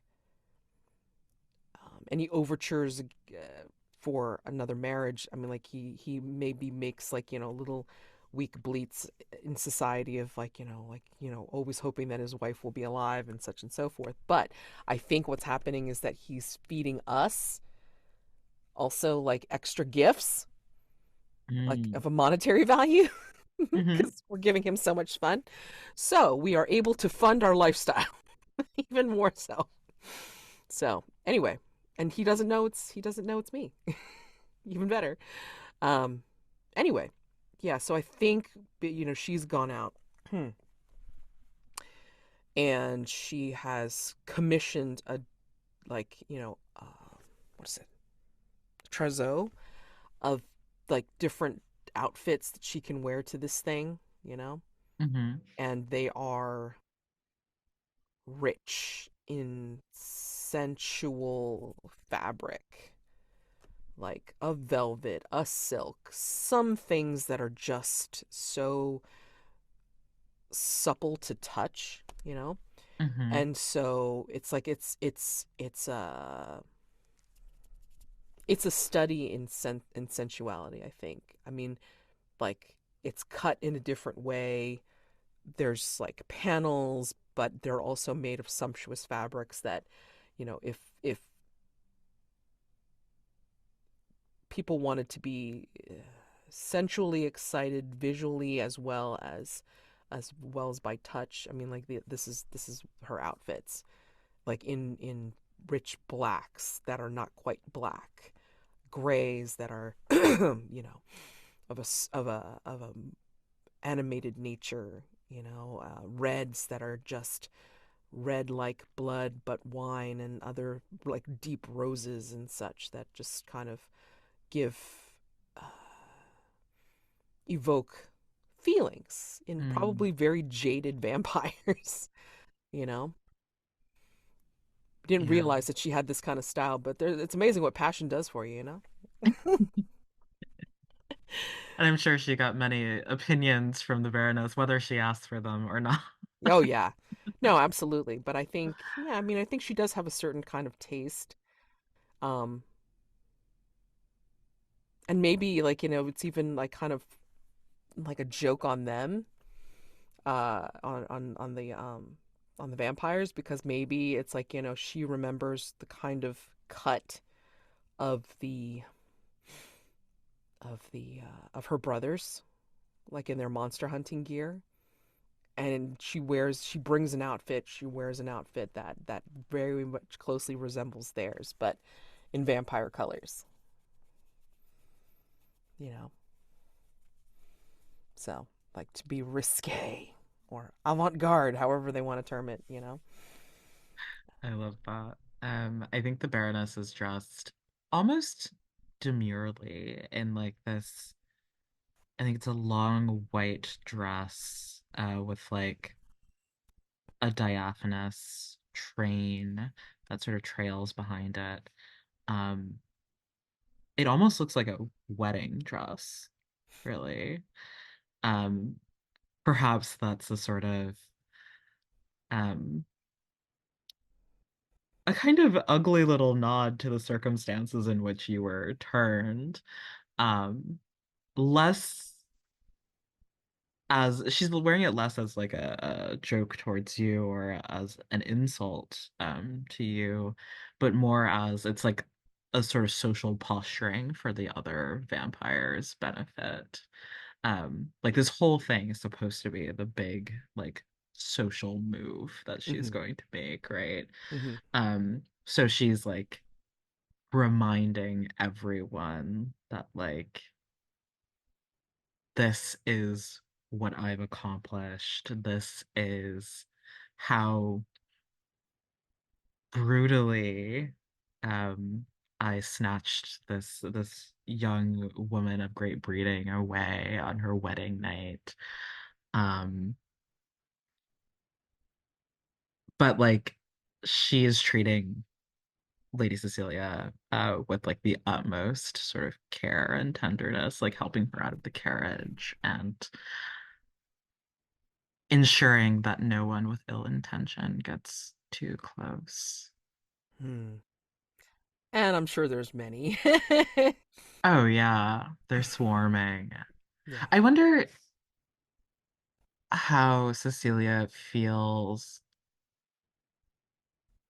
knowing that obviously she's like developed a more complex relationship with the Baroness by this point, but the fact remains that Cecilia is sort of meant to act as a pawn Mm-hmm. here. Like she's here as something to be shown off.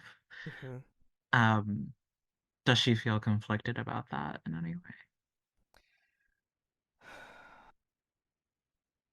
I'm just wondering whether you like really like discussed it, like what her exact role is in terms of being presented here.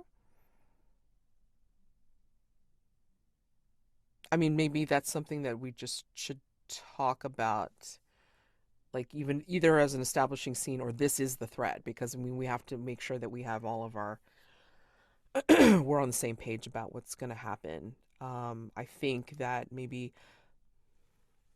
as we're getting all like our you know our outfits put together, packed, and da da da to get ready to go, I think maybe that we have this conversation of like she will turn to you and ask, "So, what exactly happens during this kind of presentation?" I understand about a debutante ball, but usually that's a marriage market to see who is eligible as well as who will be up on the chopping block.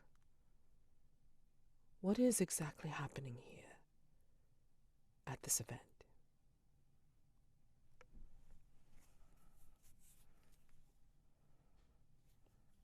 The phrase shopping block is apt. I think perhaps you understand what will happen more than you think. I mean, they're going to they're going to look at you. They're going to assess you, see how you've grown into this life of ours, see how you cling to me, your protector. Remember when I said it was a feather in my cap? This is where the cap is placed upon my head. Or so it should be.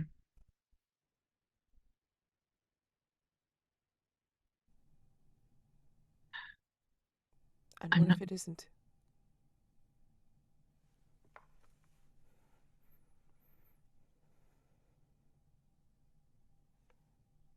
Oh, my darling, that is up to you. They want to know that they want to see you ruthless. They want to see the full and beautiful brutality of our kind on display. They want to know that you have transformed entirely, body and mind. I'm not sure you have.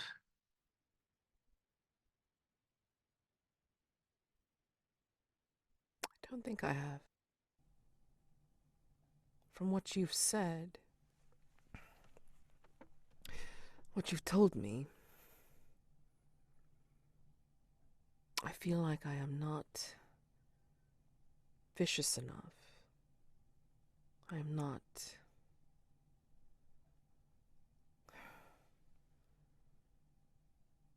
feral enough, perhaps, for them. I still have care for, I guess, humans, but don't they realize that keeping them alive helps perpetuate more of a supply? I mean, it would just be easy, I suppose, to kill my husband and claim the inheritance. But why not have him continue on living his debauched life and have him continue to run his businesses with alacrity and benefit that way? Or are they so beyond those concerns now that it's just sleep and feed, sleep and feed?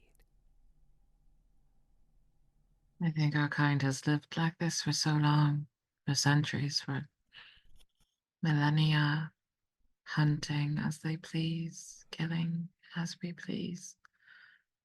You, you speak soundly, but vampires are not a sound kind.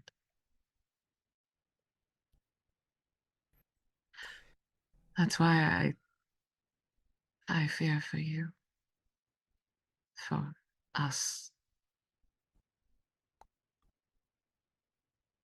I Do don't we know have whether to? you have it in you or whether you should. Do we have to go? Is this something that you can refuse? Is this still important to you?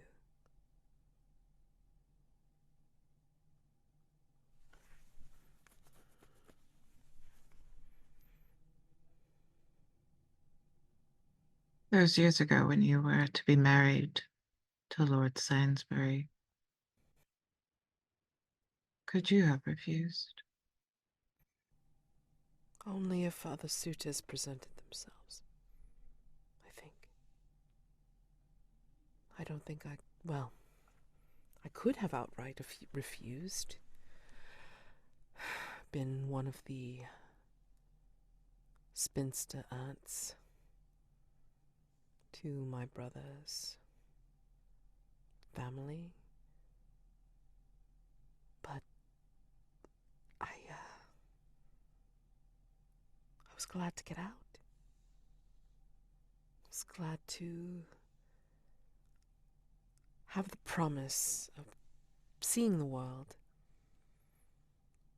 being with, yes, a man I knew only through letters. For all of his bluster, he does seem to write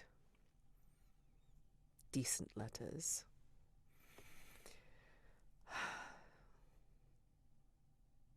Well, that's it, isn't it? I I want to see the world. You've seen where I live. It's vast, certainly, but crumbling. Everything threadbare. The velvet gone raw and grotty. There hadn't been any hint of freshness of anything new until you arrived. And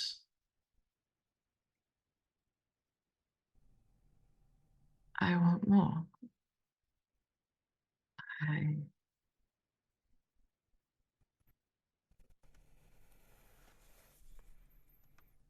I want to be more. If only if only for you. And I think she's like not looking. She like can't bear to look at Lady Cecilia while she says this, so she's like sort of looking off at where her dress is hanging, ready to be packed up for the journey. Um, and like the tone of voice is kind of like, there, I said it, right? Like this thing that I've wanted to say for months, maybe years at this point. She will come to you and clasp your hand before using her other hand to try to gently um, move your chin to face her. And she'll say,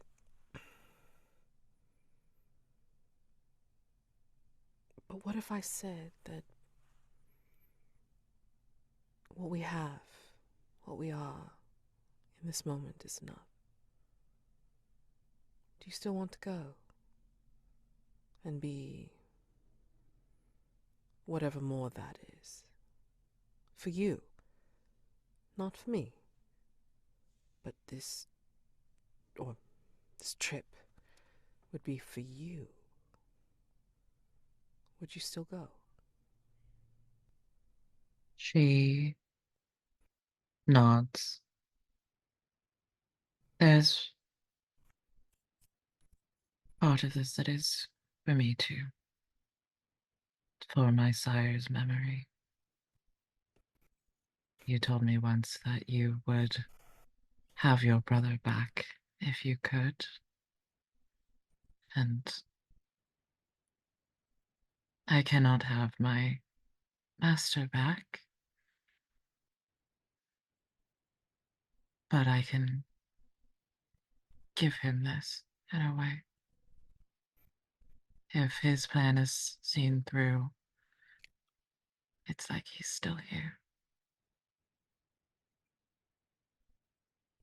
I Then must I do this. then I will go to support you.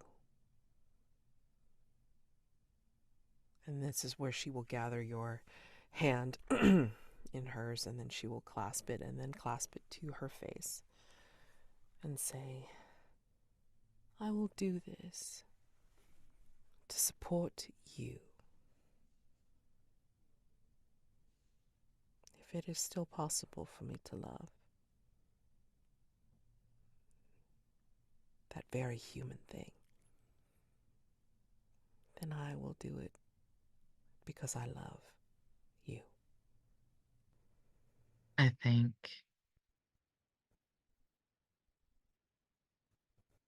the Baroness kisses you, but on the cheek, I think. Um, it's like this strangely gentle and almost chaste gesture. And she says, darling, even monsters like me can still love.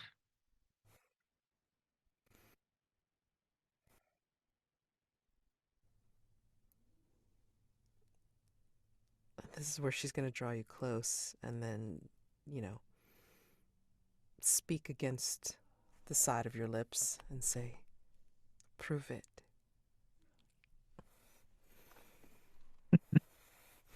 You can fade out on that one. Yeah, yeah, yeah. So if you're like basically that's definitely social because it's like you're trying to convince her that this was a good idea. I'd Mhm. imagine. So yeah. I kind of wonder if like cinematically we're sort of Mhm. seeing that scene, that conversation in flashback, Mm, as we're like kind of navigating yes. the ball itself. Yep. And I wonder, what does Cecilia do when it comes time to prove that she belongs? She what? That she belongs. Oh, okay. Hmm.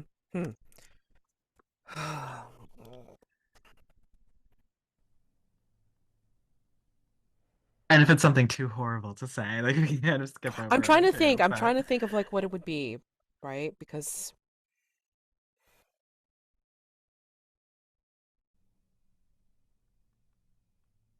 what would ancient vampires think is fun to do in the name of tradition? Hmm. Good question. Um,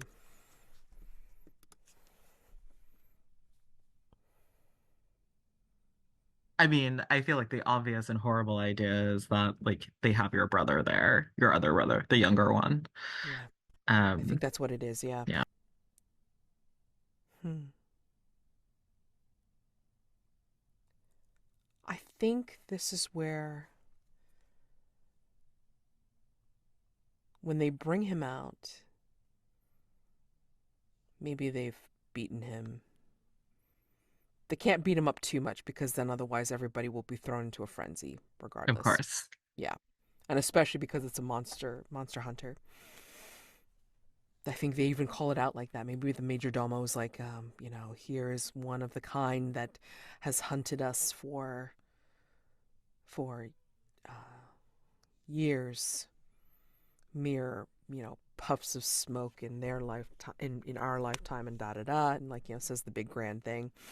And now we shall prove or have proof that our newest member is capable enough of joining us by feeding off of this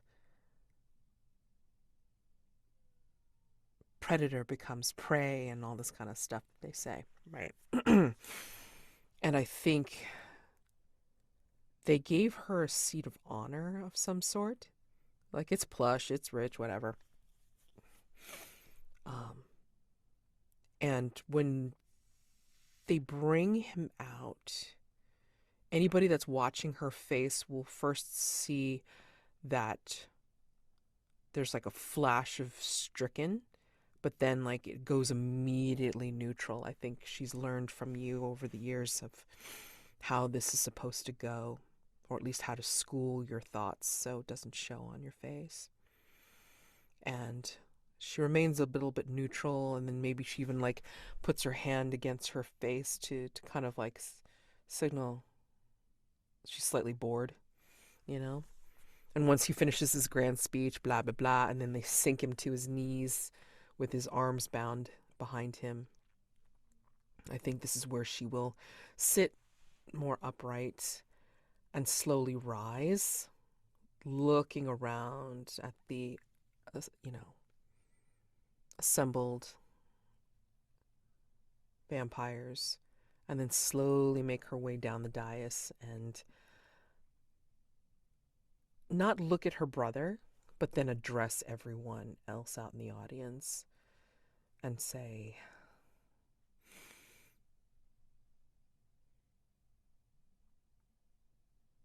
how ironic that I'm supposed to prove my worth to you all by setting to and feeding upon those that have made themselves fat and rich upon our demise. Would it shock you to know that I used to be one of this family? I was once. And then she says their last name, whatever. And I think this is where her brother will look up and be shocked.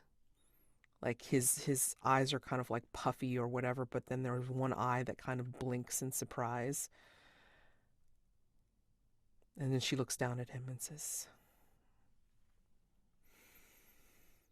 yes, Basil, it's me. And she will look again at the throng and say, how much better then is it that I have kept them alive? Kept my former, well, yes, my former husband alive, to continue their businesses and grow fat, she says that ironically, and rich upon their spoils. The monies, the wealth they have amassed through their chosen vocations.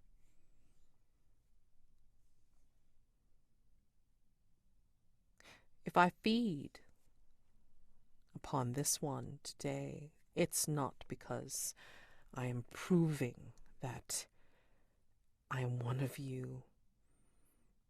I am proving that I am better than all of you.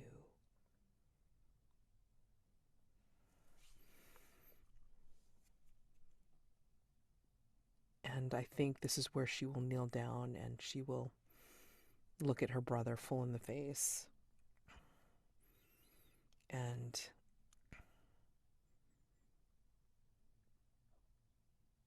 she will whisper to him something and present a knife to his throat. And she will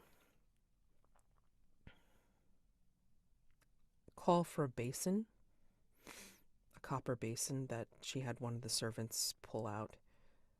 And she will present her brother with a knife and whisper something to him, although I think most of the people, most of the vampires would be able to hear. Hmm. And she says, I offer you the choice.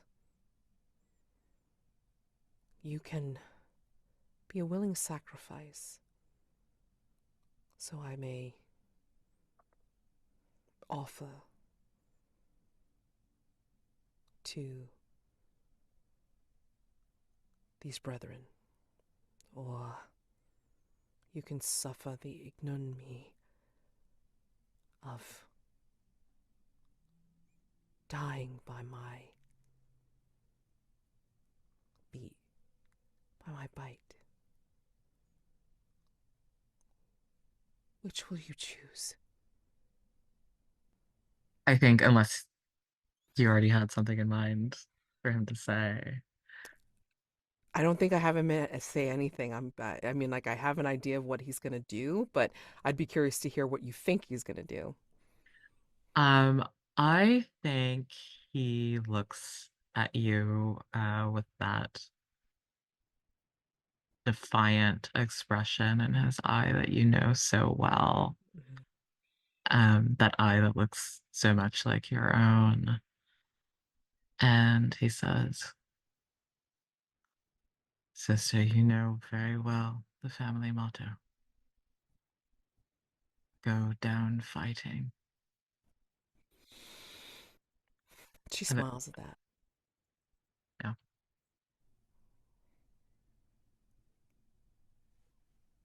It's what I'm hoping for. Always. And she will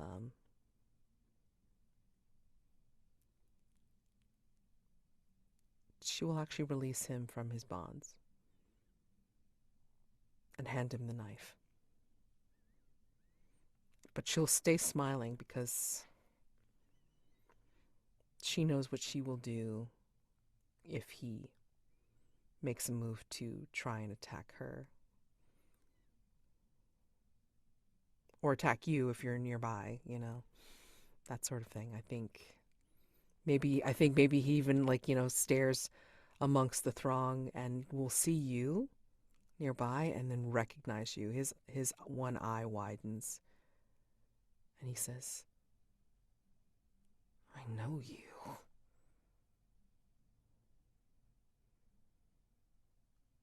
You took her away.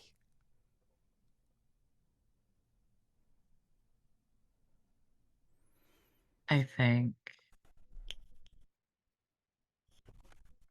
the Baroness has had like tears welling up, and there's like blood red tears pooling in the corners of her eyes. And it's at that moment of eye contact that they finally like overflow and begin to fall. And she doesn't know what else to say but to nod solemnly. She's sad, not really because she knows he's going to die, but because she knows that in killing him, there's something in Lady Sainsbury that's going to break, that will never be the same.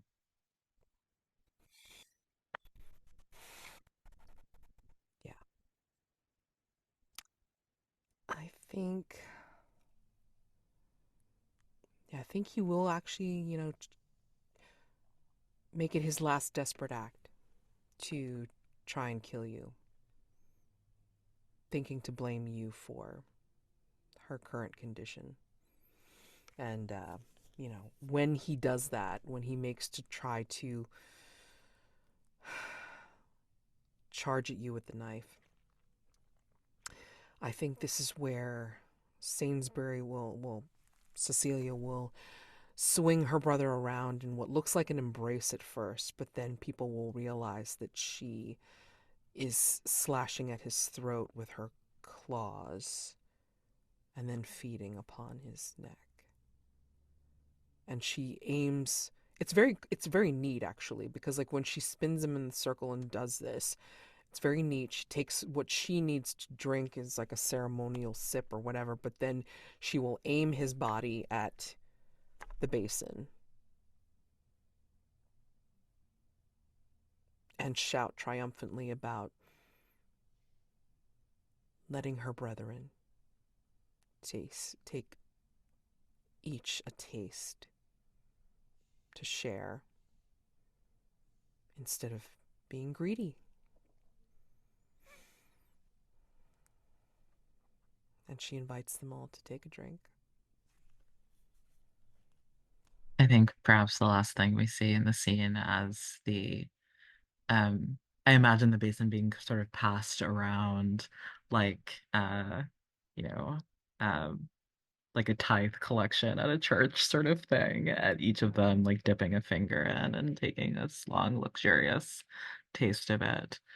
But I think Um, all of them look pretty reverent when they're doing it. Like mhm. this is something that they feel like they'll never get to have again necessarily, you know. Yeah. She Uh, doesn't remember you taking a taste of Edmund before essentially spiriting her away. So it's like this is a this is a hella gesture for mhm. yeah, somebody from the family to offer up their own blood, essentially. Yeah. But I think curiously, the Baroness doesn't have a taste now. She holds the bowl, the basin for a moment and looks down into it as though she might see her own reflection, which of course she hasn't seen in centuries. And she just passes it on.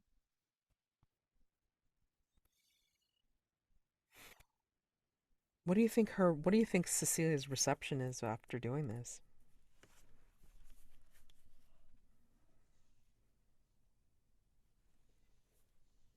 I think it's rapturous. I think this was a smashing success. Mm, Um, there's talk after of how you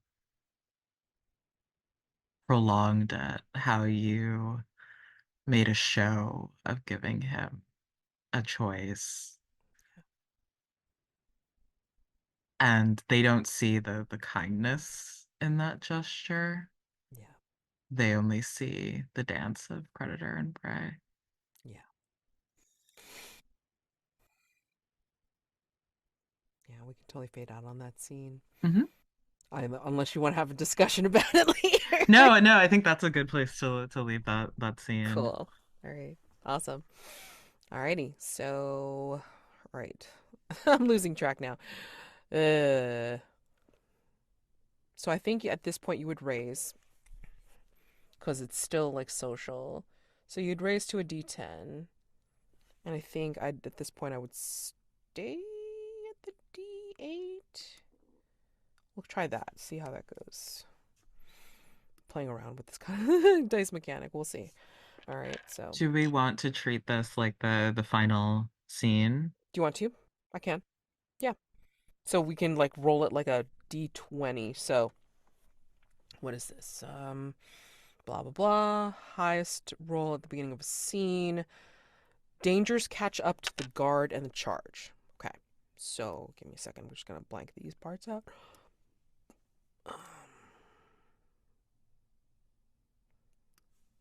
What do we think that last die is gonna look like? Like who? I mean, who's rolling D20 and then who's rolling whatever D something. What do you think?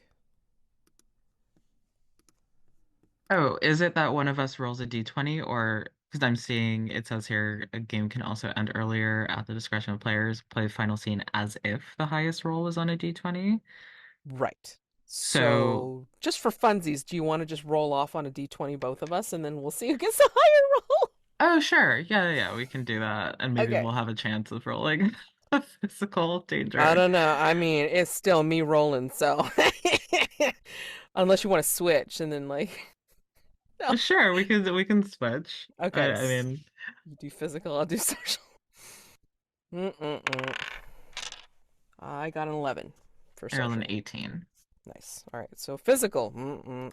Dangers catch up to us. So, what happens, according to this last question, What happens in this final scene that results in the two of you no longer being together? Whole bunch of shit, possibly.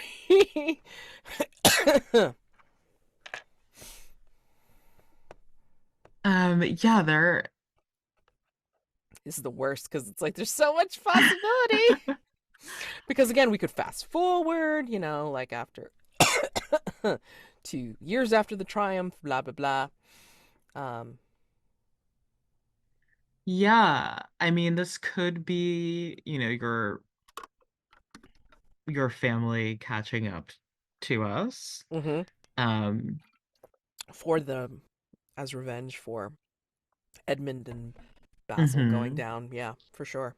I could see you having like maybe a much younger brother who still would have been in training when you were taken away. Yeah, Um, or cousin, or yeah, yeah. Yeah. yeah. There's that. I also feel like my character is on this trajectory of like beginning to miss being mortal and having human feelings. Um, and I'm looking at the sun as a physical danger. Like she might want to see the sun again, Yes. which would Oh be man. pretty devastating, I think. hmm Uh, but yeah, those are the two ideas that come to mind for me. What do you think?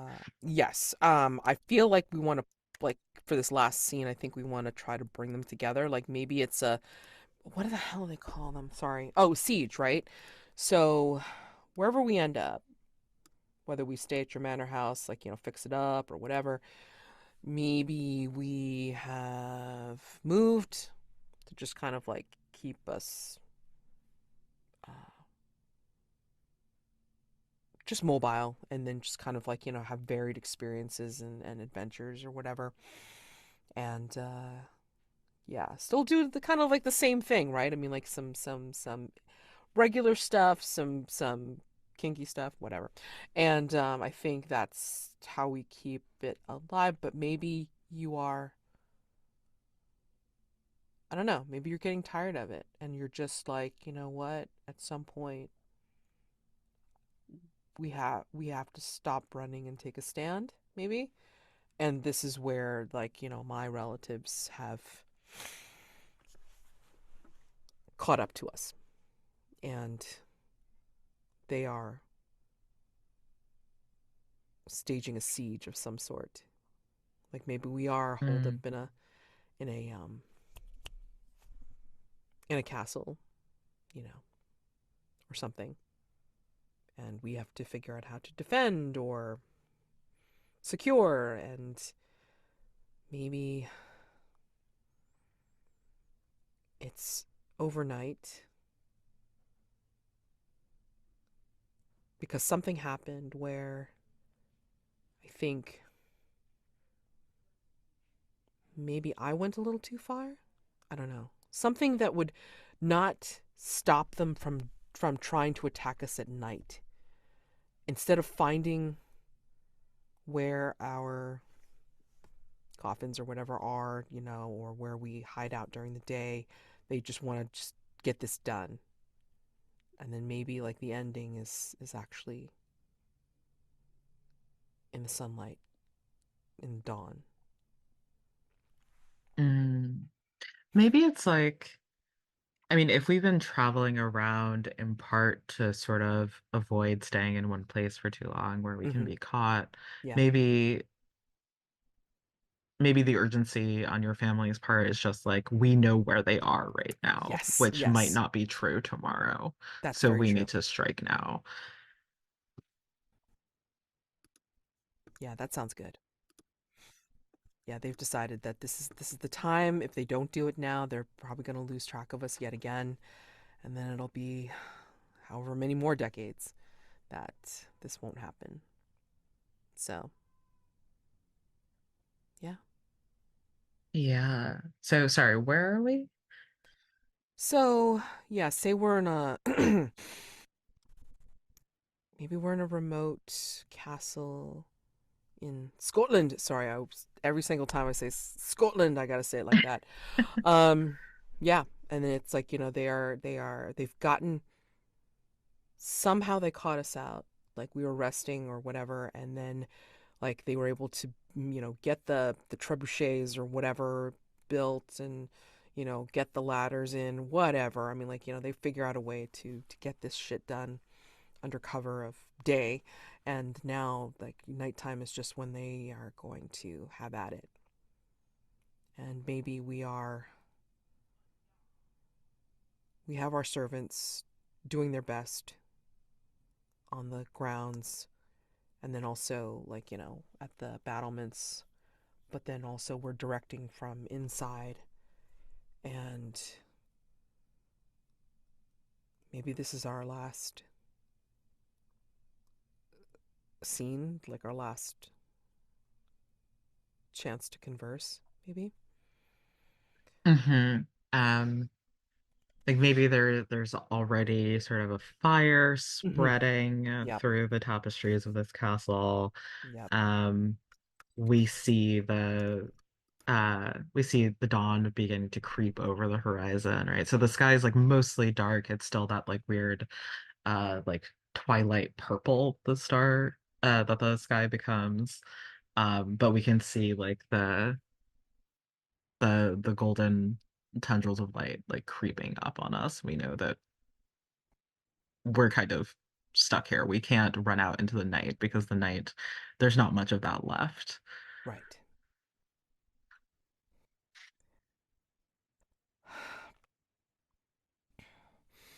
Tristan has said that they've pierced the lower hall. I mean, we can still try and do some, I don't know, boiling oil on them or something, but they're going to they're going to get in. Okay, this is it. Okay. There was a part of me that really believed it would never end. Well, you've at least lived a full life before me. You can still do it. I'll cover you. I'll protect you. You can get away.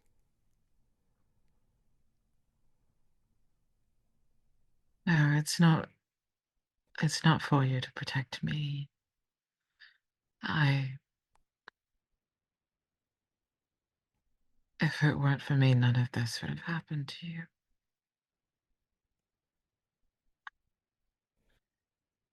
I thought it was I who gave you a gift of eternal life, but it's not. It doesn't even last as long as I thought. And I don't, in the end, it wasn't a gift at all.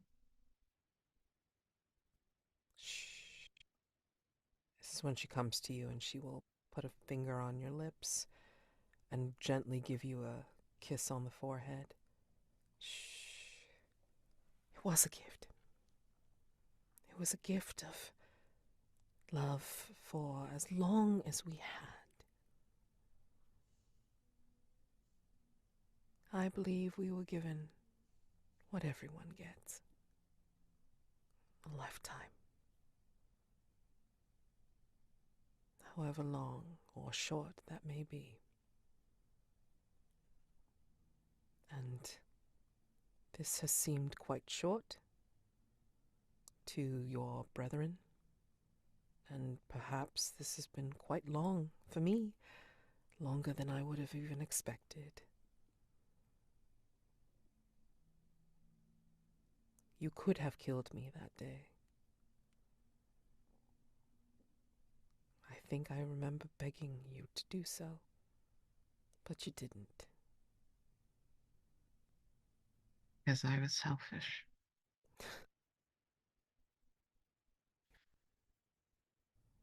Because I wanted quite literally to keep you for myself. I don't think your sire would have agreed with that plan. So,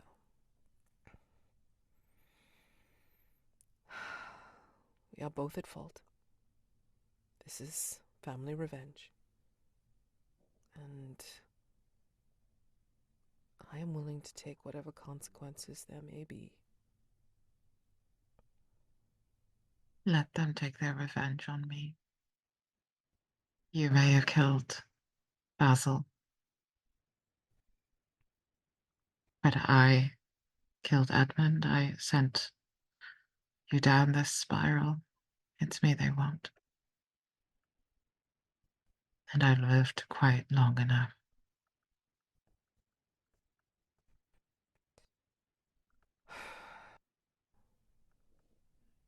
Let me ask you,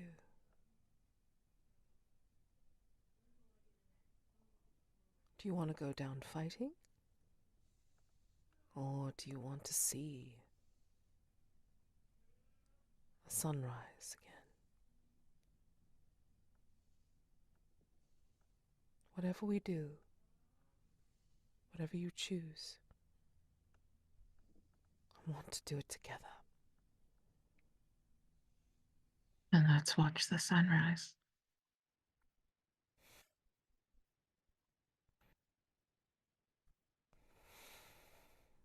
She'll bring her forehead to yours and give you a gentle kiss.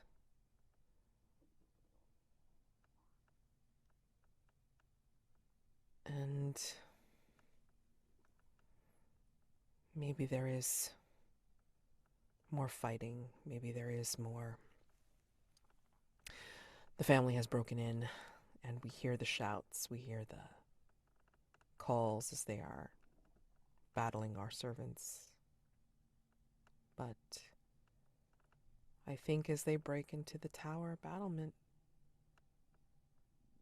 maybe that's when the fingers of dawn shine through. I think we have our hands clasped for the first time in so long. We feel that glorious warmth on our skin. We realize we haven't truly been warm for so long, and it just feels so good. And I imagine that by the time the tower door is battered through,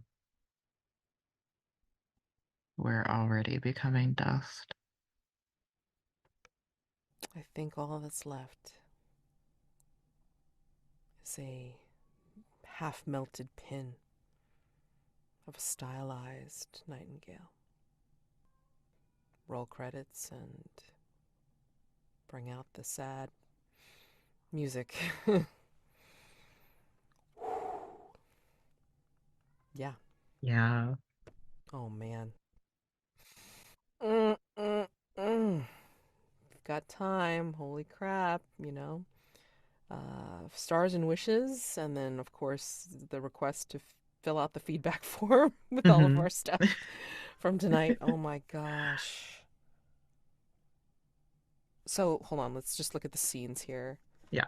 So we did 5 scenes, but also we're way past the time that I said. So however long Whatever. it is, yeah, I know. It's fine. It's fine. We're hams. I told you. um,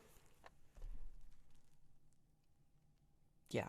So no, still good. I mean, we varied the roles a bit, like back and forth between raising here, raising there, or switching off on who's rolling what, um, and then also deciding to raise the losing die as well to kind of just keep it within range for what's possible, which I think is still hilarious because it's like just close, but Hmm. quite.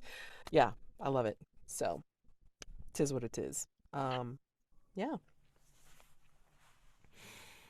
What was I gonna say? Do you think? I mean, well, at least like just like just kind of thinking about mechanics, like for half a mo. Do you think maybe it would work out better if it remained the same tier each time, and then just let randomization take over? So in other words, like don't increase on the next scene, just roll the d6, like both of the threats roll Yeah. d6, and then like keep going, like at both the sides roll d8, that sort of thing. Do you think that would make it a little bit more random but a little bit more fair?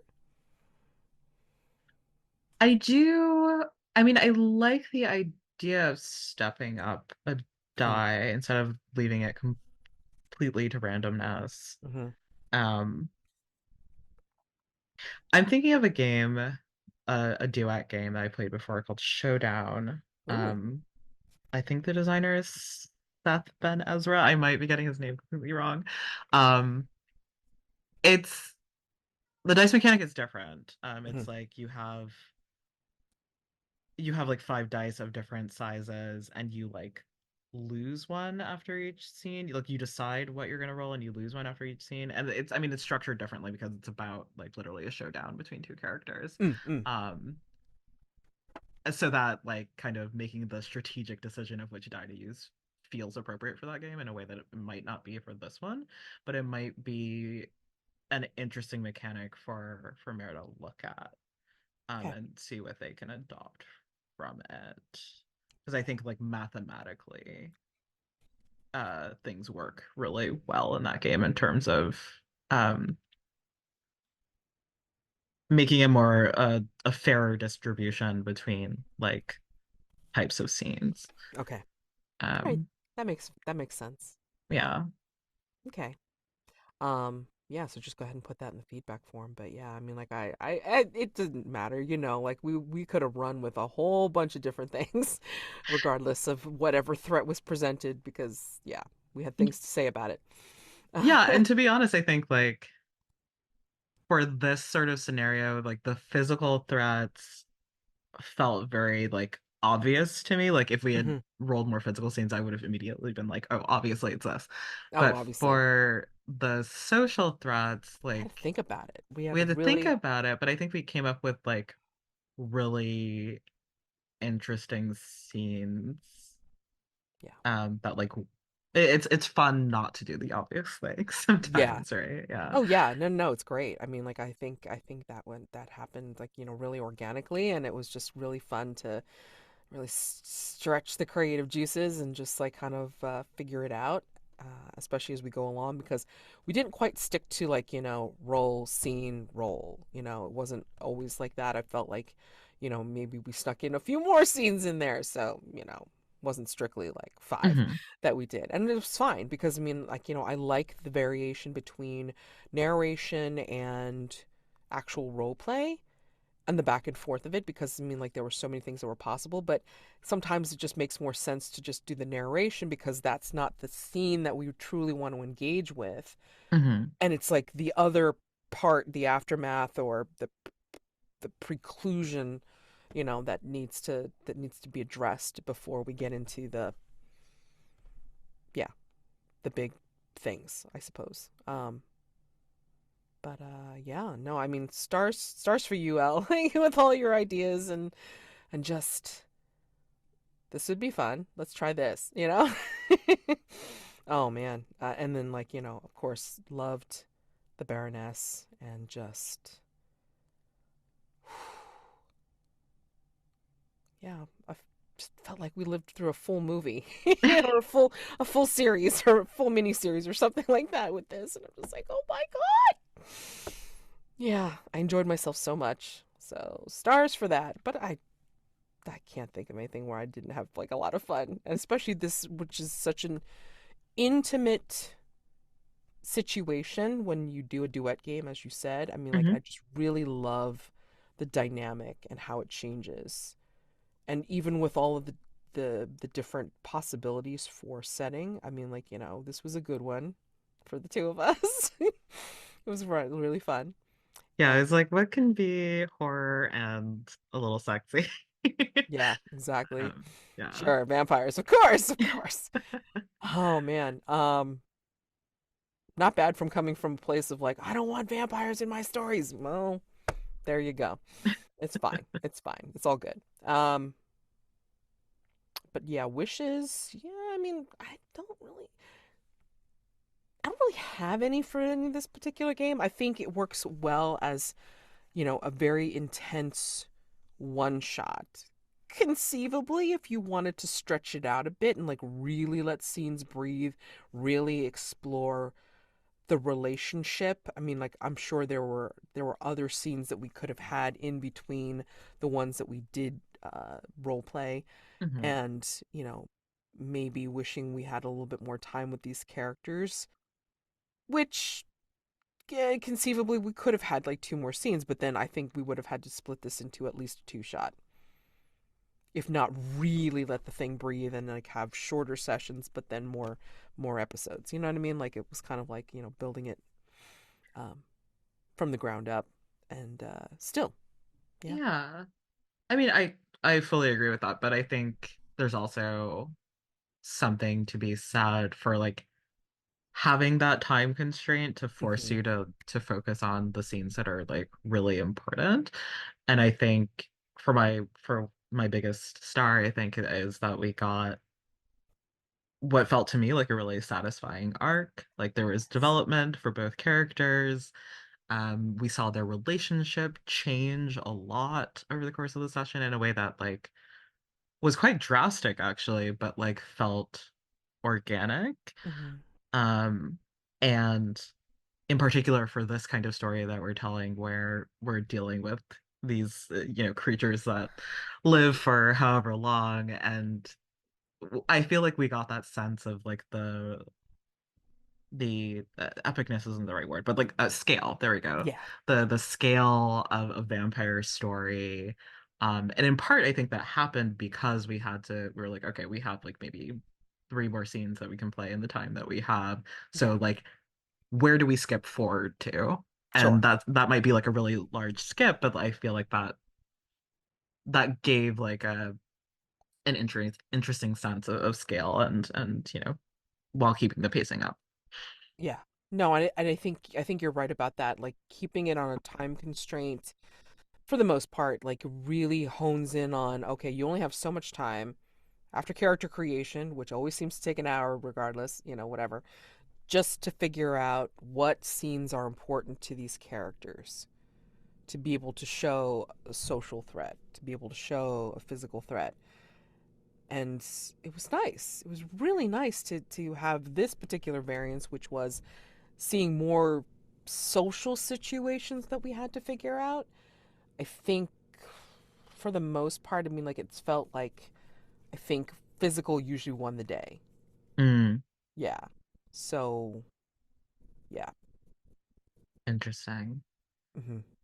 I do think that to your point about character creation taking, 45 minutes an hour, um, I think character creation was like super fun. Hmm. I had a Oh good yeah. time like figuring out like what this world is that we're building. Yeah. Um, I do think this is a game that would benefit a lot from having like play sets Yeah. in addition to the kind of guidance for building your own setting and characters from scratch. Because especially like in a one shot, if I truly only have 3 hours to sit down with this other person and play, Yeah. I want to spend as little time as possible creating my characters so we can like really jump Just play. in quick. Right, right, Yeah. right. Which actually makes a lot of sense. But I think again the time constraint over it was actually kind of interesting because we are already building the story as we are doing the character creation. Like all those things that we were coming up as like, how did you fall into becoming the protector again? Why the hell are you important? It already comes up as we're doing the character creation. So I don't feel like any time is really lost. And if you don't have that time together, like if you're trying to do it as a more of a like a play by post, I don't know if it would have been as effective because then you wouldn't have gotten like, real time or live time feedback, right? Like this is a good collaborative back and forth in the moment, in the setting of the table, and then just trying to, well, the writer's room, right? I mean, that's basically what we've done. We're starting on the script, and Hmm. then we just play out the scenes. The table read. Oh boy. Okay, great. Um, yeah. So I think it really works. I mean, like, granted, I believe the only reason it takes freaking like, longer is because, like, again, we are all such hams and we just come up with such great ideas. That's just my theory. Yeah, I mean, I think that's certainly true. I think like to a degree, all designers sort of underestimate how long it takes for other people to play the game. Like if you don't know exactly, if you're not the person who like made the rules and know exactly the intent, Hmm. you're probably just gonna take longer to run the game. That's just how it is. Sure. Um, Yeah. but I think Or like, you have a like more, maybe like if you're like, a fairly good GM, like you have a sense of pacing about, like, where this will go, So I mean, there's some like one of the first games that I ran was something that was like 7 pages long, maybe 5 pages long, and not a whole heck of a lot in terms of like guidance of how it's supposed to run. And it's like sometimes you just need this kind of creative like improvisation to just throw it in and then see what comes out of it, right? Because we didn't actually go through all of the dice that we could have, and we just kind of like, because of the time constraint, just buzzed right to the D20, you know, final. Um, so I agree with your idea about the play sets. I mean, like, if you're gonna play in gothic horror, then here's what you got, right? Like, for possible scenes. If you're gonna play in an assassin's universe, here's the scenes that you possibly could have. And then if you're gonna play in, Arthurian whatever or zombie apocalypse, this is the stuff that you can explore as well.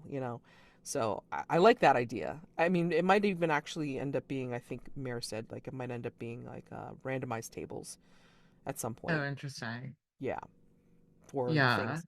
And I know that when I did the duet with the co-op with Rob in Ironsworn, it's like, I created a random table of like, here's some scenes we could have, or it's like some scenarios that we could go through, and then, like, we would just kind of pick one and then Hmm. just do Yeah, that for the yeah. episode, whatever. Um, so yeah, I mean, it could be something as not simple, but I mean, like, as laid out as that, but still giving enough room for structure, like to play and improvise with some structure. Yeah. So, whew, wow, that was a hell of a story. Oh my gosh. Thank you so much, Elle, for joining me on this Yeah, journey. no, thanks for setting this up. This was Oh, super fun. very super fun. Absolutely. So yeah, let's go ahead and fill out the feedback form. I mean, I'm a jumble of, like, emotions right now. Holy crap, what a game. Uh yeah. Mm. Sometimes I don't know whether it's like it's the game that gives me the vibes, or if it's the table, like the people at the table that give me the vibes. But I don't know. It's just both. Yeah, Oh, geez. Okay. Cool. All right. cool. Well, thank you. Thank you very much. Have a great rest of the weekend, and I will see you on Monday. Oh, Hopefully. yeah. See you then. Oh, yes. More drama. All right. Okay. Bye. Bye.